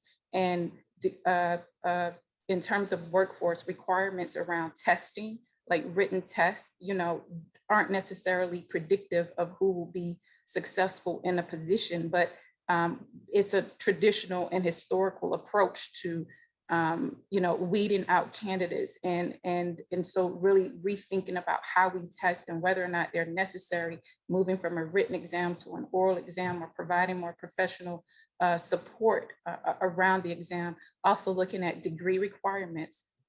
That's a huge barrier to a lot of diversity and inclusion in the city, because a lot of our residents don't have a bachelor's degree or an advanced degree. And so it's very necessary to be intentional and think about can training and experience substitute for a degree requirement? And then I think lastly, pay equity, right? There's a lot of disparities, and I know Paula, you spoke to this, but pay equity and looking at that in terms of making the organization more equitable for employees. The only other thing that I mentioned, or two, just real briefly, in terms of the collaboration and partnership, I've been very fortunate to build bridges with the Office of Human Resources, the Employee Relations Unit, which handles all of the EEO complaints, the Law Department, and the Finance Department, which controls the city budget, which is very necessary, for these supports and investments. And so they've been huge partners in this work in terms of getting more support and capacity to share out a strategy. And then lastly, we just implemented a racial equity capacity survey for our workforce, a percentage of our workforce, to hear back from our employees in terms of what's their perception of the city's commitment to diversity, equity, and inclusion, and what's their capacity from where they sit to move that work forward. We've done some preliminary analysis, and of course, there's a gap between what employees perceive as our values for this work and our actionable steps, coming out of those values. But the one thing I will say, part of the problem is, I think, communications, because we need to do, I think, a better job of communicating out all of the work and intentionality around this space so that our employees and our residents are more aware of some of the work that we're doing. But for my own personal opinion, I measure success by the community. And as long as the community is experiencing deep and painful gaps, then you can't look at what you've done, although you should. You just continue to look at how much you have to do. Justin, can I respond to Nefertiri? You're on mute, I can't hear you. I know Paula had herself on mic, so I want to give her an opportunity. Oh, I'm so sorry, yes. Dr. Denise, you can go ahead if you want. No, you please go. I just had a follow-up. You go, I'll go after. No, Nefertiri are fabulous. Much of the points that was on my list you stated, so well done. I do believe, though, that it's important to, I think we talk about the social And I'm speaking to businesses. I think that we have to make a business case for why this is important. And I think, Karen, you said it, it has to be at the highest level, the president that has to have a commitment. I mean, data shows that when you have a diverse staffing by gender and ethnicity, you're more profitable as a business. So it would behoove us, if we want to stay in business and be more profitable, to have a diverse staff. So I think that just little things in terms of businesses, just your HR practices, how, what does your job posting look like? Are you using inclusive language? Are you making sure that others don't see themselves? If there's, what does your social media look like? Do everyone see themselves? What does your overall leadership look like? Do you have a system for upskilling?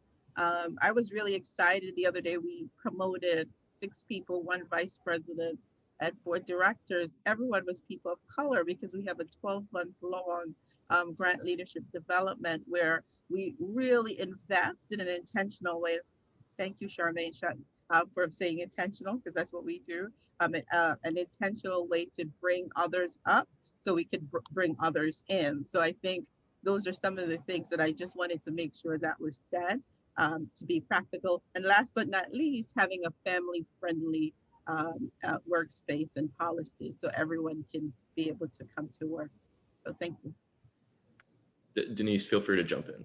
Yeah, so, Nefertiti talked about the credential gap that sometimes serves as a barrier for historically excluded groups to move up, in the ranks. I would encourage you to form partnerships with your local universities. It has been done. Let the faculty come to, a central location. I did it when I was at the University of Denver. We offered 4-week courses from 6 to 9 o'clock, or however, whatever the criteria is, to meet those the requirements to earn 3 credits, 4 credits, whatever ultimately are credentialed. But there's an opportunity for you to form some partnerships, create some models where the faculty come to the place of work. So if there are issues with transportation or whatever barriers may be there, that's one that is immediately removed. And there are lots of models out there that you could use. Mm-hmm. And we're running a little bit short on time. We have about 9 minutes left, but I do want to slip in, one more question that I think speaks to some, broader issues that we're facing in terms of diversity and inclusion. But across the nation, some policymakers are concerned that teachings that place an emphasis on how communities of color have been treated throughout history. Certain states have attempted to ban public educators from teaching about these topics. And, I want to pose this to the whole panel as well, but how can we as a society begin to close that divide and encourage people to have an open mind about diversity and differing historical perspectives? Just really briefly, I think the first thing that has to happen is we have to have an acknowledgement that we have to refrain from always promoting Americanization, Anglo-conformity, and acculturation. When we're looking at the moment that we're in with these current debates about critical race theory, it's individuals who are ginning up fears and moral fears, because we know that demographers are talking about by the year 2045, 2050, a certain population, i.e. whites, will be in a permanent minority status. Nevertheless, what we have to do is be able to speak back to what already exists in curriculums. So when we're looking at critical race theory, when we're looking at individuals who are verbalizing, let's whitewash certain aspects of history, most of us on this panel can probably talk from a strengths-based perspective and reach social justice consensus that we went to schools that didn't have us in the pages, right? We were taught who Christopher Columbus was, and now in this new era, we're learning more about Christopher Columbus. It doesn't negate, those accomplishments, but we also cannot continue the fallacies. We know who Robert E. Lee is now. We know who Thomas Jefferson is. It wasn't a relationship, a love affair that he had with Sally Hemings. And some people who are viewing this right now may find some of the language I'm using kind of problematic, but it's really based on truth, love, and kindness. To be able to critique our democracy in the same way that Martin Luther King and others did, with love. And so when you're talking about critical race theory, you have parents who are coming to school boards. I don't want critical race theory taught in the school to my child. And that's fine, because more often than not, CRT is not being taught from K through 12. It's barely being taught on the college level. It's being taught maybe in a graduate school of education, maybe in a law school. And so when we're talking about history, we should make sure that LGBT is replete and the cultural competency in the pages. Native American, Indigenous are in the pages. And so we can't whitewash history with this assumption that children are going to not be able to get this data. If the whole aspect of education is not just simply to come out and compete in a global market economy, but to be citizens of the world, to be kind to your neighbor, to advocate for the poor and multiple other things, and also to get a profession that is aligned with your calling, it's about serving humanity, then the reality is you may take those things out of school, but young people have library cards. They have community centers that they go to where some of this stuff is still going to be appropriate. But at the moment that we find ourselves in, it's individuals who don't want that dark side of the history being told. We tell about all the successes. We tell about all of the aspects of, what's good about America. We should be able to also share some of the pillars of contradictions, not dismissing anyone and not castigating anyone. And there are levels of superiority, white superiority, that exists in our curriculums in middle school, high school, college. And the reality is we have to be able, if we're talking about diversity, equity, inclusion, it has to be there in the curriculum. We should be able to talk about the beauty of being Jewish, the beauty of being LGBT, the beauty of also being Native American, Indigenous, African American, and white. Why do I say white? Because a lot of our white colleagues, they have a strong ethnic identity, but they also should have a strong racial identity. But that racial identity, borrowing from the work of Janet Helms, cannot be rooted in white superiority. And so lastly, at the end of the day, what we're seeing across the landscape is voter suppression on one side, this argument about critical race theory, and even in our state of Pennsylvania, the individuals that are promoting that, they don't even know what critical race theory is. Critical race theory looks at the subordination of institutions, the false construct, a social construct that privileges others, and it's not anything that anybody should be alarmed with.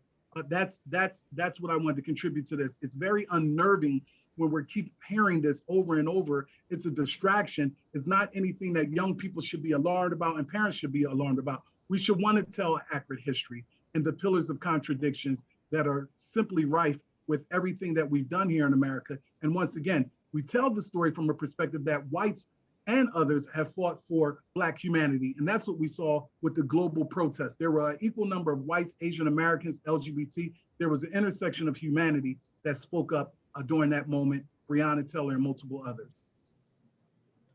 I just want to jump in and note, we were given an extra 5 minutes. So if anyone else wants to weigh in on that, feel free. Well, having spent the last 30 years in higher education, knowing the value and the purpose of higher education, I really have a hard time wrapping my mind around any argument where the truth is being avoided.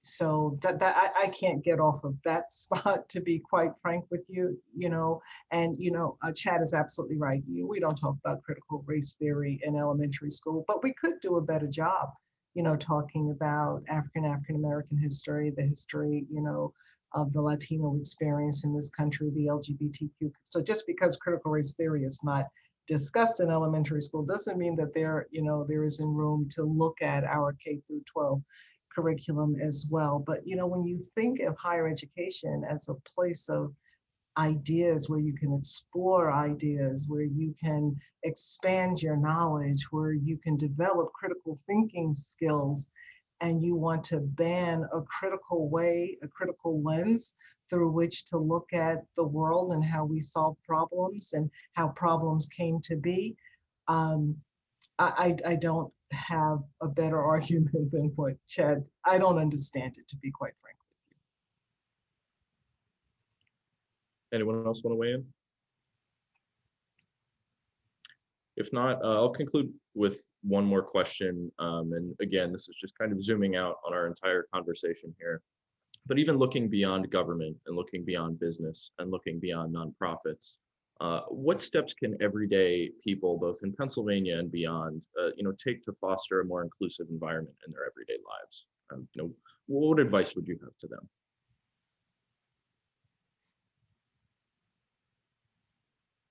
I would say be open to conversation. People have to be willing to discuss things. They have to be willing to take a step back from their position and open their minds and just be willing to have a conversation. Because if we don't discuss things, if we don't have the conversations, then there's not going to be any movement on these issues, and there has to be movement on them. I agree. Oh, I'm sorry, go ahead. I was going to say, I agree with you, Karen. And the other thing is just to also be more intentional about your own action. Like, what are you doing? Just taking more accountability for what you do, just even what you say and how you think, and be curious about others. We all have blind spots. So it's just being present and being open and try to understand others and be more empathetic to others. That's all I wanted to say. I would also add to ask questions and really, pay attention to what's going on around us and just as much as you can educate yourself, on what's happening.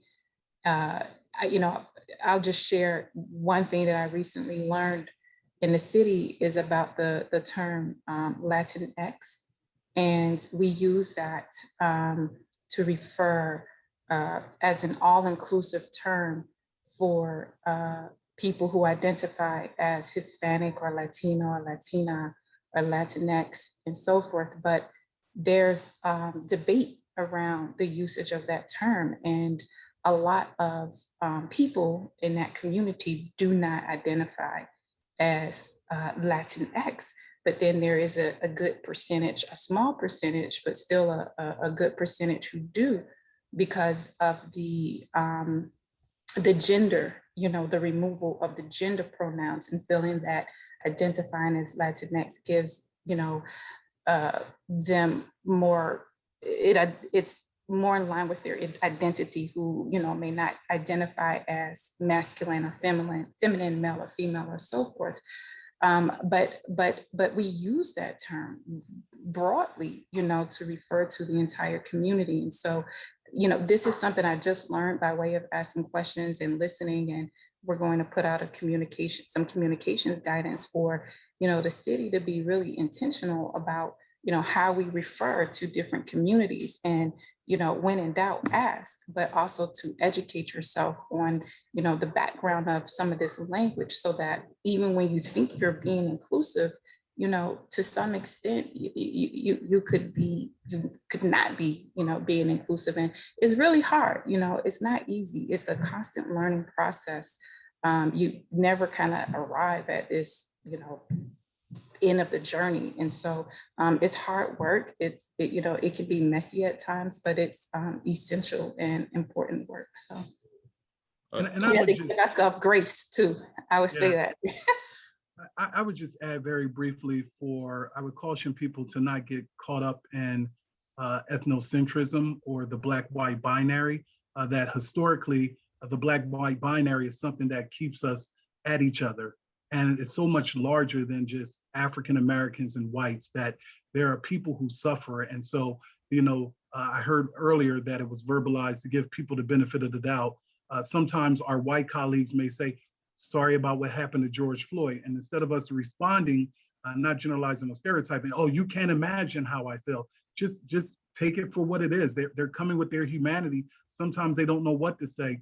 A great model is the very place that I work at. We have the Pennsylvania Human Relations Commission. We have regional offices in Pittsburgh, Harrisburg, and Philadelphia, comprised of LGBT, folk who are disabled, every side of the color line, every side of the gender line. And when they investigate complaints with regards to housing, sexual harassment, public accommodations, commercial property, they're doing it from a social justice lens.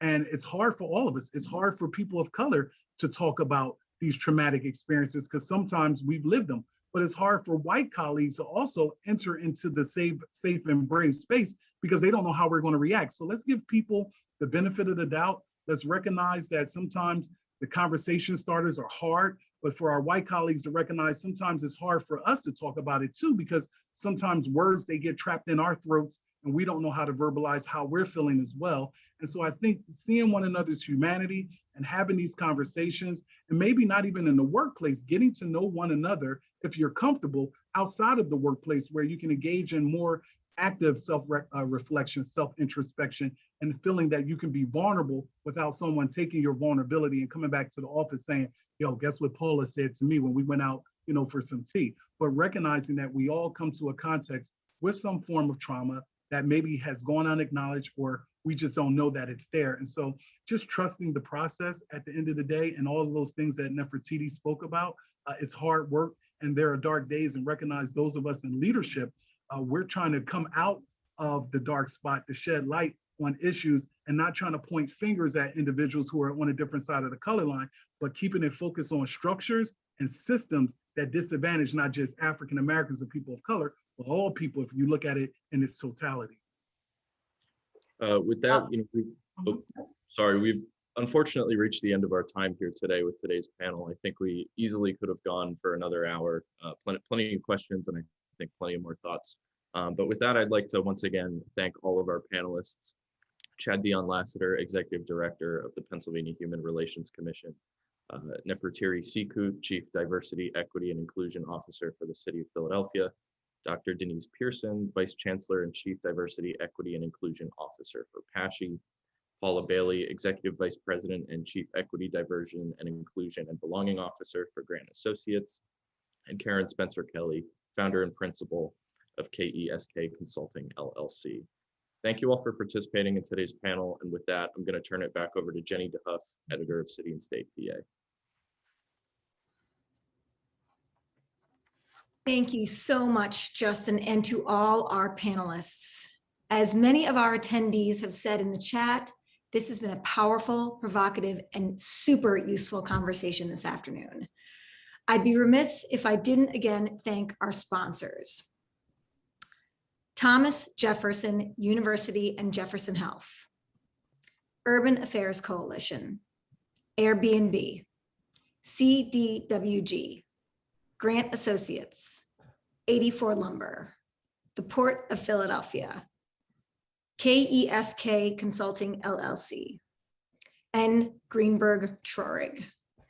Thank you to all of our speakers, panelists, and all of you attendees watching at home or at work. I need to give a few plugs. Please don't forget to follow City and State Pennsylvania on all of our social media platforms to stay up to date on everything we're doing, which includes covering all things Pennsylvania politics. Make sure you're signed up for First Read, which can be found on our website. And we hope you can join us live in person on September 14th for our Pennsylvania Labor Power 100 event. Tickets are available on October 5th for our 50 over 50 event. Keep on the lookout for details for both of those upcoming events. Finally, thank you so much for spending your afternoon with us for this Diversity Summit. We hope you learned something and that you'll join us for the next one. Bye-bye.